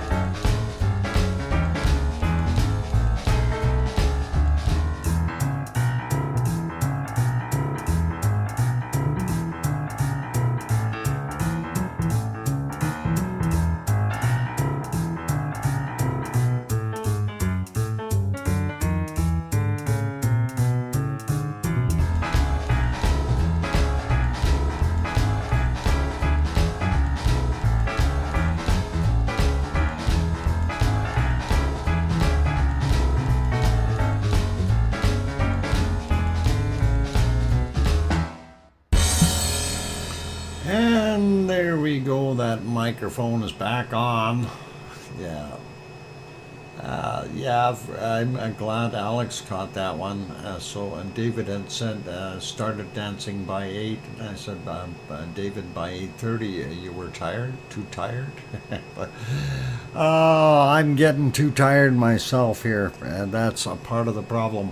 Anyway, welcome back, everyone. I'm your host, DrFox2000. You're watching a VolcanoX live stream. And of course, what we're watching is Iceland. We have a multitude of earthquakes. And of course, we know that there's supposed to be an imminent eruption. But nothing is set in stone. Get it? And nothing is set in stone. Oh, never mind. A bad geology joke. Anyway, thank you for the welcome backs from Sue and J-Cell and Kevin Haynes and Geoplanet Jane. And welcome William Lines, and thanks for renewing a membership there. That's awesome. Don't stay up and just for us, Doc, if you need to sleep. Oh, don't you worry, I'm going to sleep. Right now.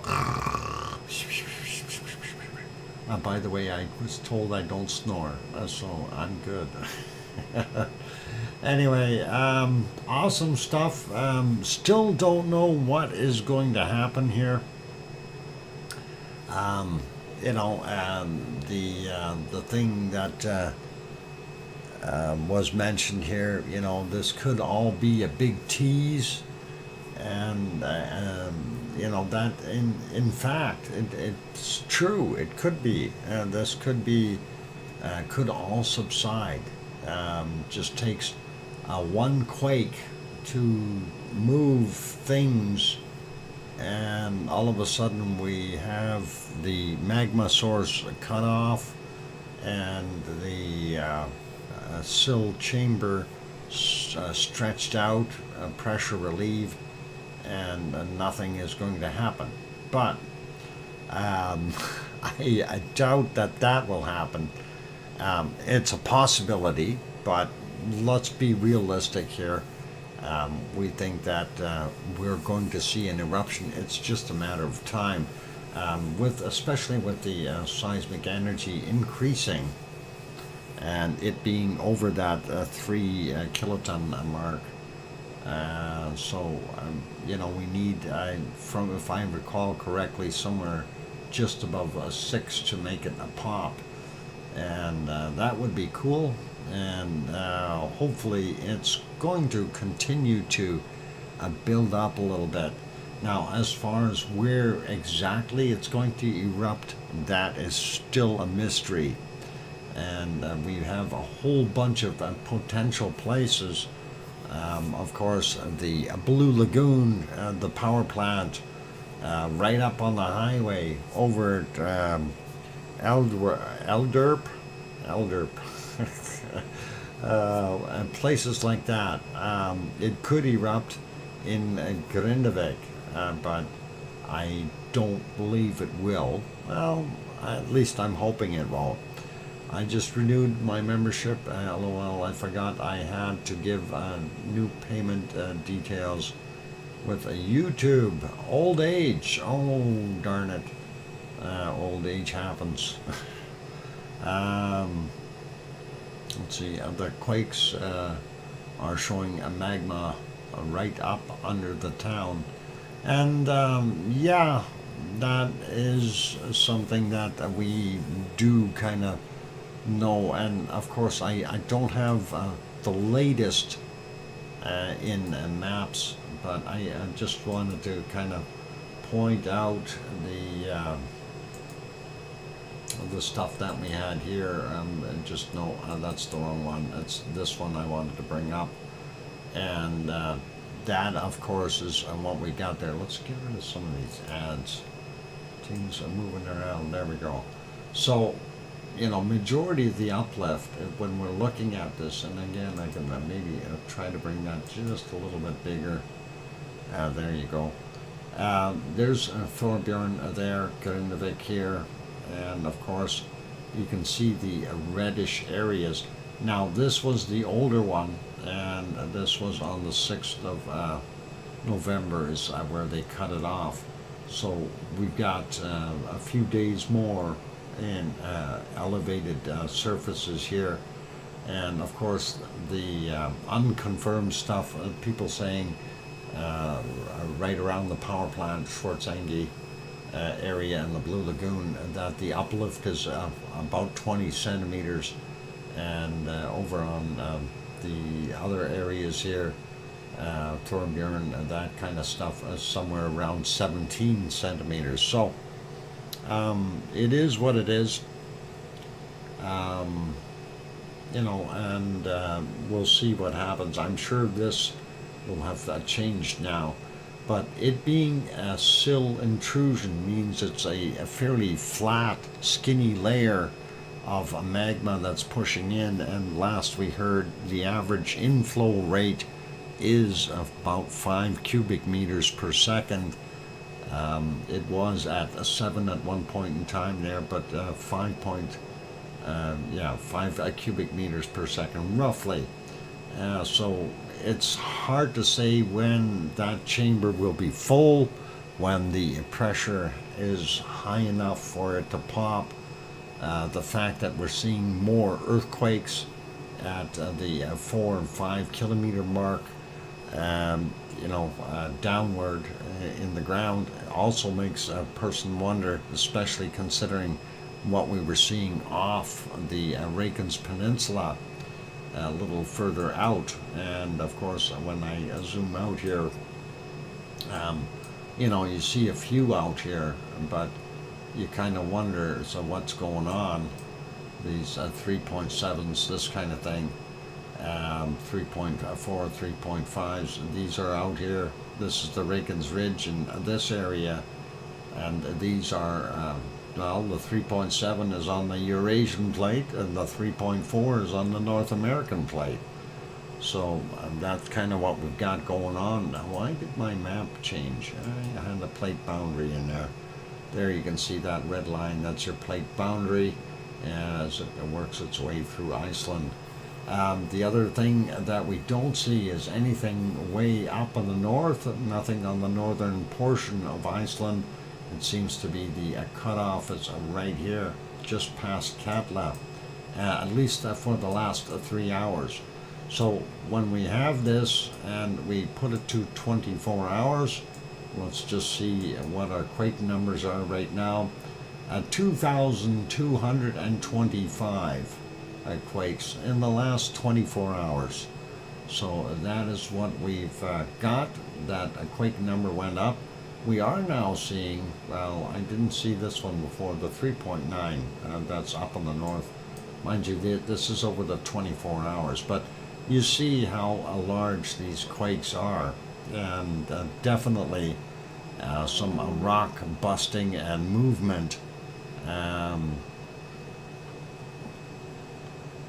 Sue says, I use a cane when I go out and walk around my apartment without a cane. A new experience. Well, that is interesting. I hope all is okay there, Sue. Anyway, yeah, you see how many of these quakes here are above the 5 mark, and that is scary. And that repeated rumbling. 1 or 2 is one thing, but when you get multitudes of these quakes, even the 4s and the 3s, and what can happen is, whatever structure you're in, 1 may be okay, 2 may be okay, but after about the 20th quake, things are going to start to break, like seriously. And when you have this kind of massive swarm, this is in 24 hours, if we cut that back to 12 hours, it really still shows a tremendous amount of earthquakes in here, and it's just phenomenal. And if you have 1,400 earthquakes in 12 hours, that's crazy. you know, and this is 3 hours, 297. So, pretty wild to be able to see that. And of course, a majority of them are here, and that is just above. There's Grindavik is hiding underneath these quakes here, and of course that is kind of on the. Most of them are on the east side of Thorbjorn, and kind of in a line here, like this, from what I can tell. And of course, there's Grindavik right in the middle of that. This is a Thorbjorn, and there's your Blue Lagoon and your power plant. And the road crack was somewhere in here, from what I understand. So that's pretty cool. But what do you do, right? Anyway, we did want to go take a look at some earthquakes elsewhere. I want to get rid of that one for a second. I need to go to that one and change things. Earthquake map for around the world. So, quick peek at what we've got. Starting out here, Kamchatka Peninsula. We'll actually start in the Coral Islands. We've got a 5.8 there in the Coral Islands, 310 this morning, 107.3 kilometers down. This one here, very close to Paramashir Island, 4.8, and that's a 1010 today. Or that was actually, 1010, and 148 kilometers down for that one. Kamchatka Peninsula itself up here near Shivalish has a 4.6, 4:52 a.m., 80.8 kilometers down. Aleutian Islands in Alaska, we've got a few there as well. This is a 4.5. And that's from a 5:16 this morning, and this one is a 3.6 near the Attu station, and that is from 5:16 this morning, 23.9 kilometers down.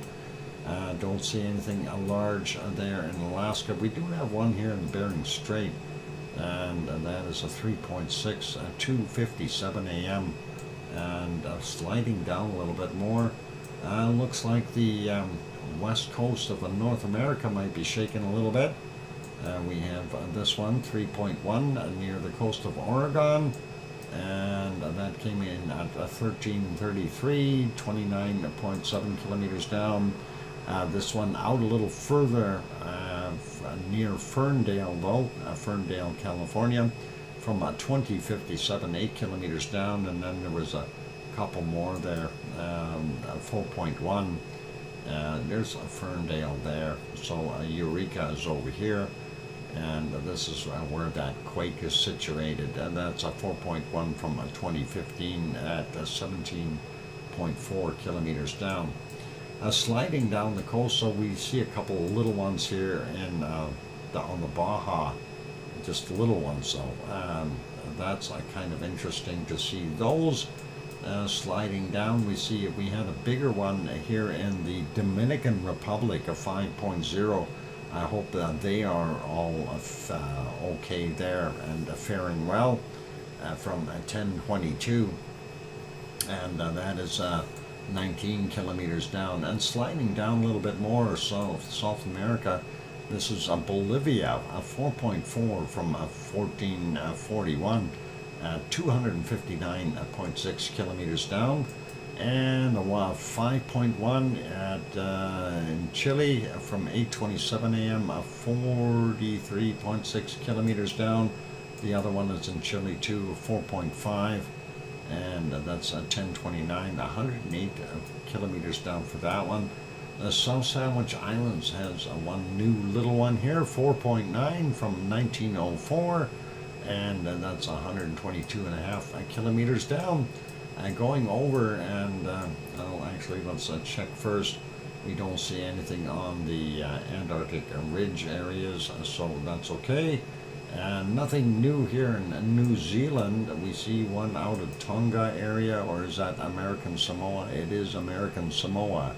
5.2, and that's 2345, 10 kilometers down for that one.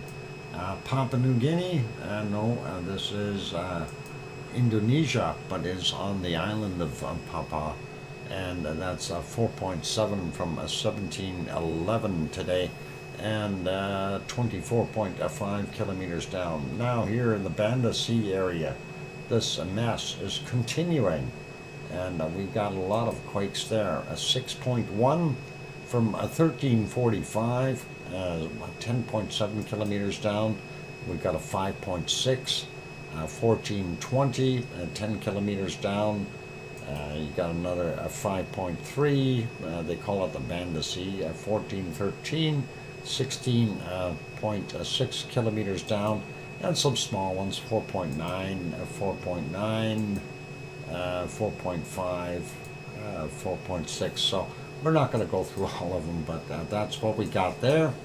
And looking at Java and Sumatra, nothing there. We do have one up here, and that is, well, it's actually, they call it near a Bamboo Flat, India.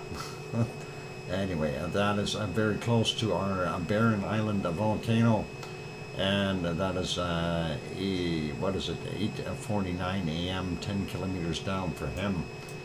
Going over and looking, Taiwan has one here, 4.7 from 9:54 a.m., 10 kilometers down, and surprisingly, a large one, or well, not that large, but 5.3 nonetheless, from 1350 there in Japan, the southern end of Japan, 108.8 kilometers down, and this is where Sakurajima is, and Kagoshima, and this is where the quake is.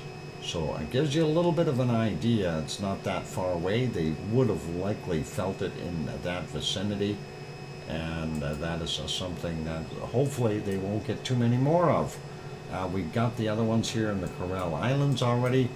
Got this guy. Let's go over here into Afghanistan. 4.0 and 10:30 a.m., 164 kilometers down. And then we've got a 4.5, Kazakhstan from 1824, 10 kilometers down. A fairly big one here in Iran, and that is a 5.2 from 8:36 this morning at 10 kilometers down. And there's the one that the Piggy felt, and that's why she felt it. It was a 4.2, and that is, Piggy lives here in Kos, right around this area, and that quake was not very far away, so it's no wonder she felt it, and 4.2 in magnitude, so fairly close to home, and hopefully things will be okay there. Now, here's some place called, what is it? Island. I am happy to see the USGS is finally putting some stuff on here from Iceland. And there's a 5.0 according to them, and that's from 11:09, 5.1 from 11 o'clock, 4.7 from 11:46. Then we've got this one, Reichensbar area, 4.5, 11:06 as well.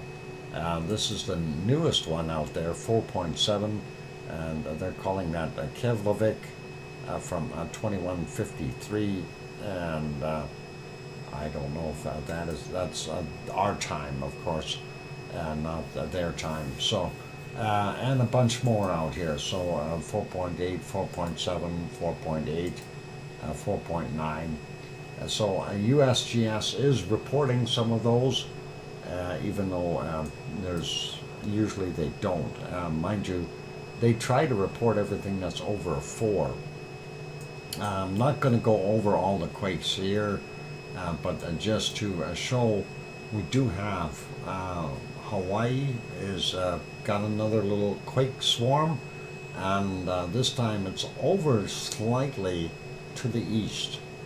Typically, well, what we were seeing was in this area, so it has migrated a little bit, and that is very interesting to see.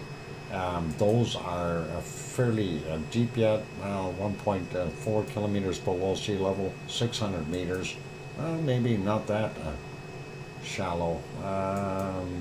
Yeah, 600 meters down. This is below sea level though, so don't get too excited. We still have another 1,000 meters on top of that. So that's all good there. Okay, and a larger one up on top of Mauna Loa, 2.1 from 1111, 1 kilometer down. That's interesting there. And these small ones in Pahala, 2.1, another 2.2, 2, 1.9, and 2, and another one there is a 2.6. That's the biggest one out of the bunch from 6:39 a.m. this morning, and 31.6 kilometers down. Take off 3 hours, get the Hawaii time, and that's it for there. So I'm not going to spend too much more time on that. We're going to put this one back over here so we know where that is, and I get it back on the, I put it on the wrong one. Darn it.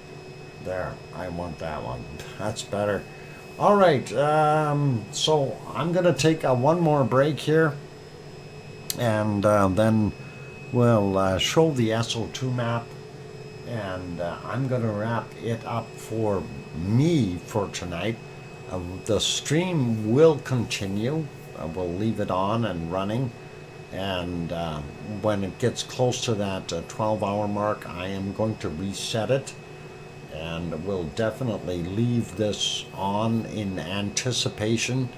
So if you happen to see things change, camera views change and stuff like that, you'll know that I'm just doing that in the background. And of course, that's what we'll continue to do. For those good people who are here, if you have not yet hit that like button, give it a quick bop. Also, if you have not yet subscribed to the channel, consider subscribing. That'd be awesome. And I did check my subscribers, and we're up quite a few. So thank you to all the people who have subscribed. That is awesome. And some of you probably resubscribed.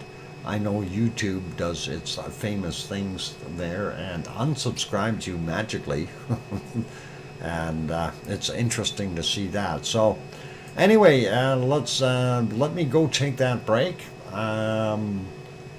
Who's accepting a challenge? I have a degree.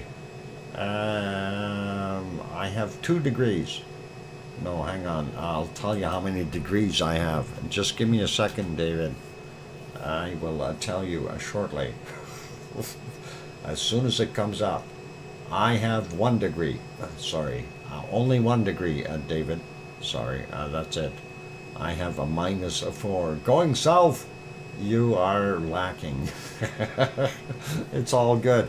I only have 1 though, so that is good. I have a 90 degrees, right? Is that okay? Well, 90 depends on where you're standing, Alex. I degree what degree of beating? 1st degree of beating. 1 degree beating? Oh no, I'm gonna get hurt. I think that's what Sue is saying. I'm gonna get a beat again. 1st degree beating. What harmful gas? Helium. That's a harmful gas. You'll talk funny when you inhale it, and it makes people think funny things. All right, ladies and gentlemen, I'm going to go take that break because, and you can tell I'm getting tired. I'm getting giddy. Here's some music. Hit the like button, and I'll be back in a little bit. Then we'll do the SO2 around the world, and we'll kind of wrap it up after that. We'll see. OPEG to radiated heat energy. OPEG. Okay. Wow. Music. I'll be back. Don't go away. Thanks.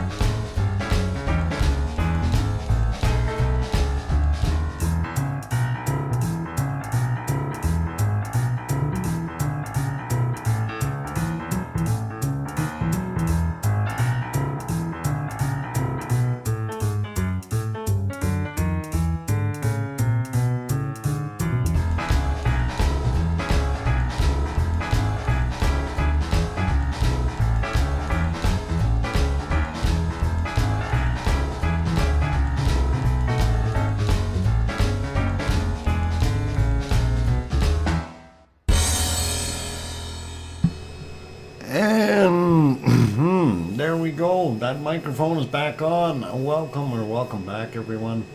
I run my house from a Tesla to a pack Powerwall. Awesome. That is cool. And what eyeglasses? Cheap. Sheesh. Thank you for the welcome backs from J-Cell and Sue and Going South. Appreciate that, you guys. And yeah, have we seen anything new happening? Well, everything seems to be quiet yet. I haven't seen any super large quakes. Thank you, Geoplanet Jane. And that is awesome. Appreciate the welcome back. All right. I did mention that we wanted to go look at the SO2 map for around the world. So we'll go to windy.com and get our SO2 set up and see what is happening on the planet. I'm curious. All right, let's, well, darn it, I was hoping that we could see something from Iceland, but we're not going to see anything. I have to do a fix, and that was from my reboot. We'll do a capture on this real quick, and we didn't get things. We'll fix it as we go. There we can get that full screen on here, and let's get that happening. There we go. All right, there's our SO2 map of the world, and we'll remove the other thing. There we go. Looking at the northern hemisphere, we see all that stuff from Klyashevskoy is finally breaking down and dissipating. Not so heavy red spots anymore. The levels are a lot easier going, and as we can see, it's not anywhere near as bad. So let's start out here with the Kamchatka Peninsula. Of course, we got Shevlesh and Klyashevskoy and Bezimiani and Karimsky and Matnovsky, and then down here on Paramashir Island, of course, you got Ibiko and Chikaratsky, and all that is going up here into the Bering Sea. And of course, I think it's maybe picking up a little bit more levels here from our wonderful Sheldon and other possible gas-giving friends. And that is going into the Pacific here, and kind of making its way towards British Columbia. Anyway, it looks like Alaska is fairly heavily covered with SO2.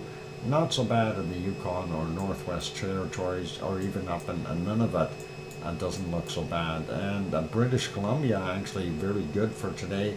Alberta, not that bad. We can live with those levels. Saskatchewan, Manitoba, and Ontario. And to the east here, we see those plumes. That is still from Klyashevskoy. And that is what's kind of moving through there. So they're getting the elevated levels, and that includes out here in the top end of Quebec and Labrador. But looking down here, Nova Scotia and PEI, New Brunswick, and getting hit very hard, as well as into the States here, Maine, and would be New Hampshire, Vermont, and those places. Massachusetts, Connecticut, New York, of course, and New Jersey, Pennsylvania, all those areas, all the way through Kentucky, and even in higher levels in Kansas and Arkansas and Oklahoma and Iowa, those places. So everybody seems to be getting some. And here's that mess that was dissipating yesterday. It slid down even further south. I thought it would move inland, but it hasn't. But that is messing up California and the Baja of Mexico, as well as Arizona from the looks of things. And we're seeing Popocatépetl there near Mexico City, as well as Mexico City, creating that plume that's going right over top of the Gulf of Mexico and entering the panhandle of Florida, getting through Georgia and South Carolina. Most of our Central American ones and northern South America is all flowing into the Pacific, and then Nevado del Ruiz over here, and Sangay and those other ones. And then, of course, from Guatemala, you have Fuego. Here in Chile, it would be, no, not Chile, Costa Rica, I mean, would be Rincon de la Vieja, so that kind of thing.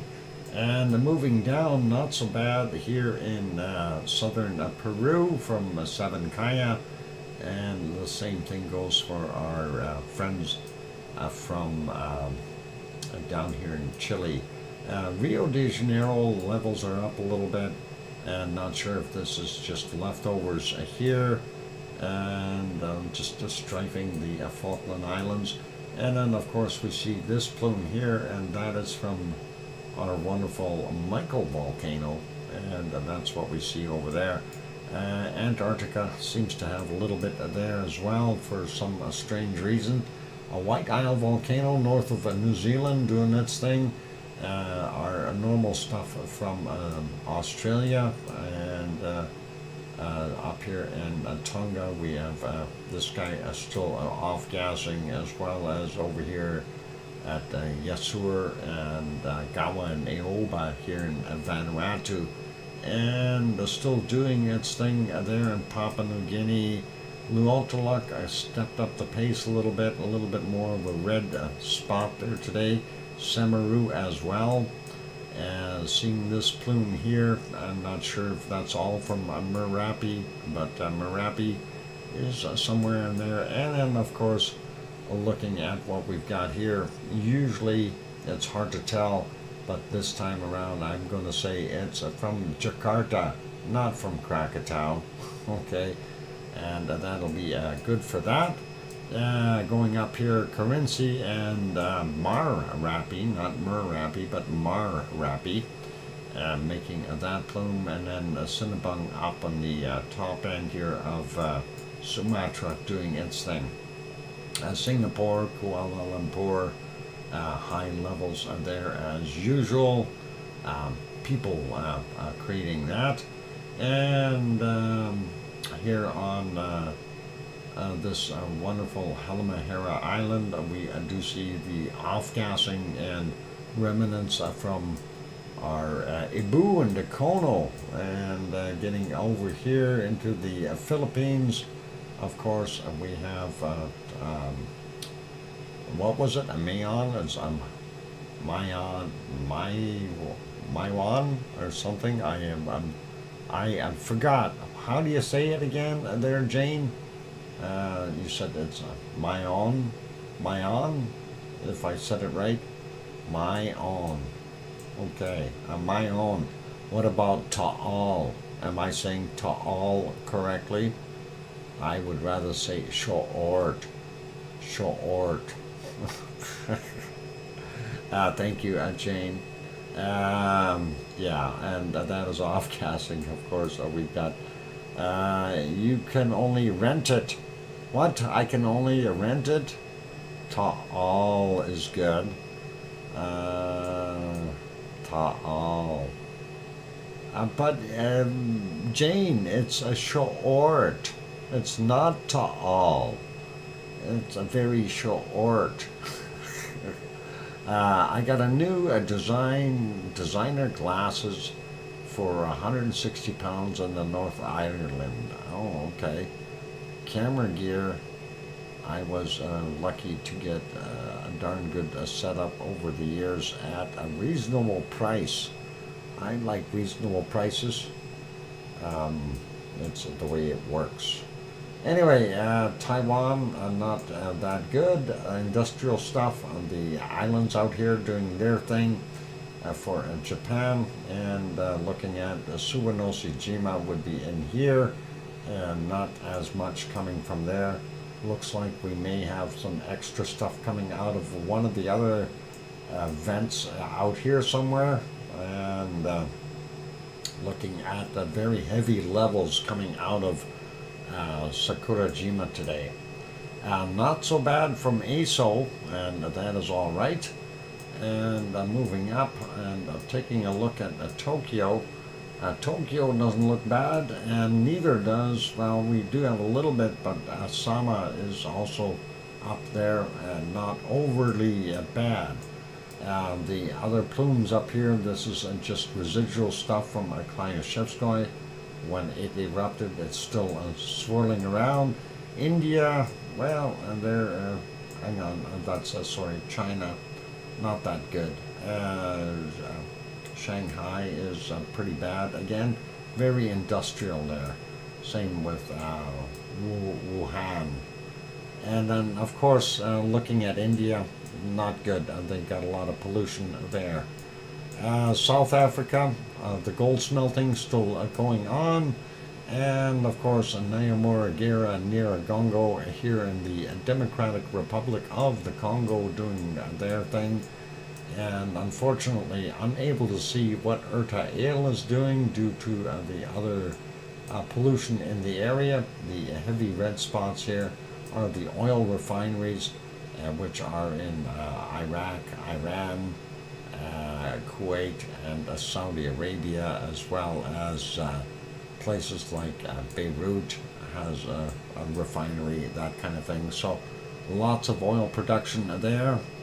And looks like the SO2 levels for Kos are not bad. We do see elevated levels up here in northern Turkey and Istanbul, and this area, of course, being an industrialized place. Lots of stuff happening there. Looking at what we've got coming off of Mount Etna is not a heck of a lot, but it is heading that way. And there's a Stromboli. Unfortunately, with the extra SO2 blowing in there, we're not getting true readings. And yes, that is that material still coming from the Klyushevskoye eruption. And that'll take another week or so to finally dissipate. Looks like Spain and Portugal look not bad, but the rest of Europe is still getting reasonable amounts, including up in Norway, Sweden, and Finland. And we see this up here, not good. Hopefully that'll dissipate. Iceland, of course, being covered by that higher rate of SO2. And I was hoping we'd be able to see something. I was wondering if there was some off-gassing happening there. You sent me a video from, when did you do that? I missed it. I'm trying to find it. Volcano report, Grindavik. I've got so many emails here, hang on. Earlier today, okay, I'll have to take a look and see if I can find it. Mian, Navido del Ruz. No, watch this one. No. Oh, yeah, okay. We'll maybe we'll end up with that one at the end of the show here. Active nature. Yeah, as always, I've been good. Michael there is a pretty decent guy, and of course he lives there in Sicily, so he gets the opportunity quite often. Anyway, there you go. You see what we've got going on for SO2 around the planet. Not the greatest, but it's not the worst that we could see. So that is pretty good. I can read with them and see pretty decently at a distance. I have what? Intraocular lenses. That intraocular muscles I can flex. Oh, cool. Is that like bionic vision? Do you have like X-ray vision, Jane? I'm kidding. It's all good. Anyway, that is what we got. Let's get back to Iceland here. and I am basically going to wrap up the show for me for today. And okay, this is kind of weird. Why are we seeing like steam coming off of there? You know, it's. I think Tom was right. I'm gonna go lay down, and we're gonna see an eruption right there in front of us. I'll no, I got that one. Yeah, I got it. You don't need to resend it. It's okay, and we'll see if we can plunk it on a page here without wrecking anything or breaking anything, and work on that. Let me see if I can open that up. And I am. Oh, you didn't need to resend it. Oh, too late. Darn it. It's all good. Okay, so yeah, a little bit of lava to make you happy here. Let's see if this will work. And this, of course, is from Active Nature, and we'll put the link to that up there. And please make sure you go over and say that hi to them and whatever. Active Nature. And this is the video. We're going to show it now. And this is Mount Etna, sorry. There's a little bit of activity from Mount Etna. That was from November 10th. So today, yeah. That is some Strombolian activity. There's your lava fix for tonight, since we didn't have any other lava. And I like the sound with that too.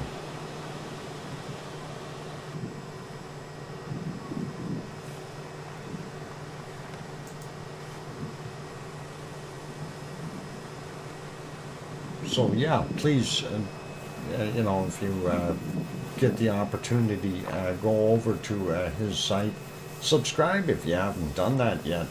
That would be awesome. He has 1.22 K subscribers, so a few more wouldn't hurt.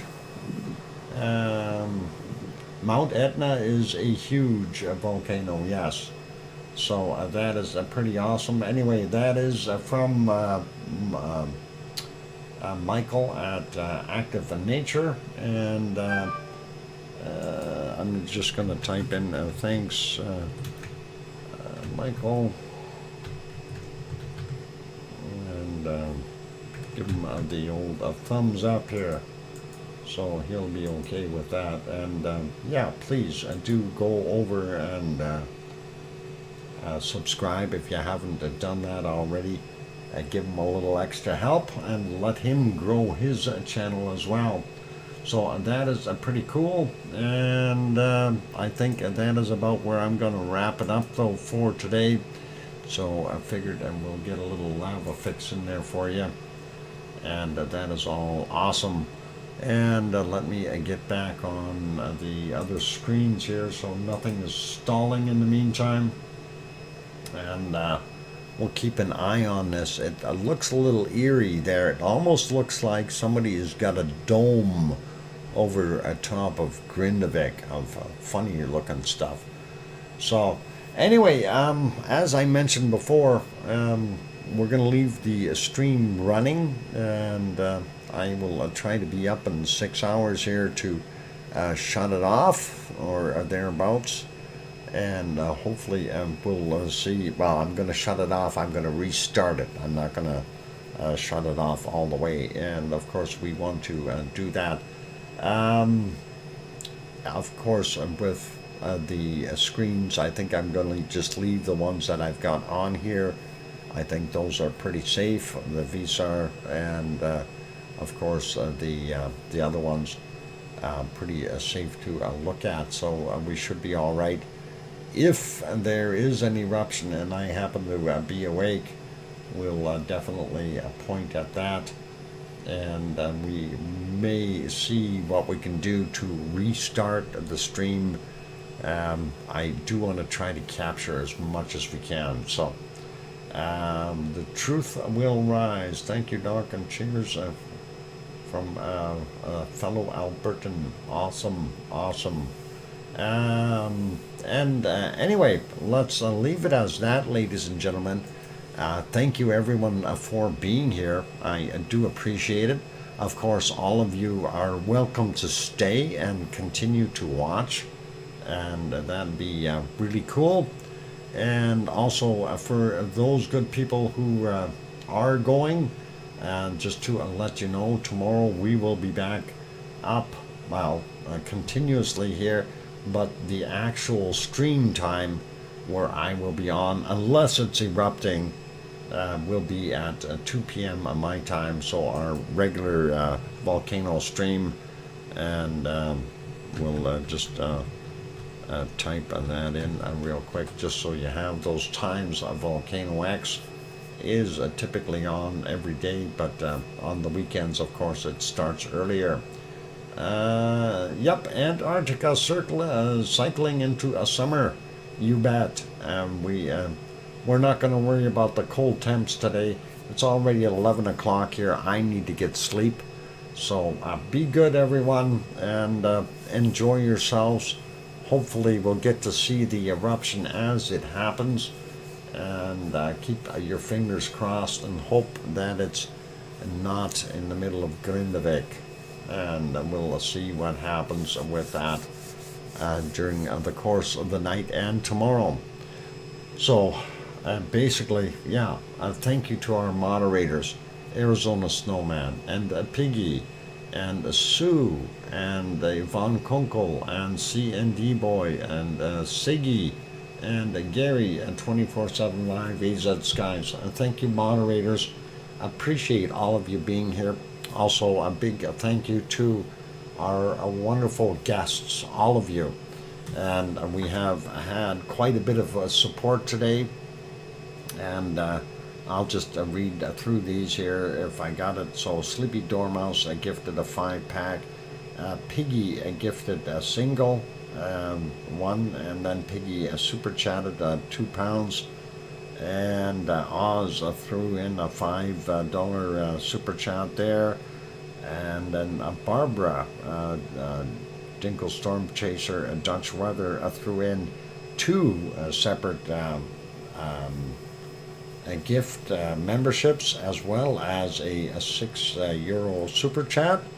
And then Linda Schoof threw in a 5-pack of memberships there for free 1-month memberships.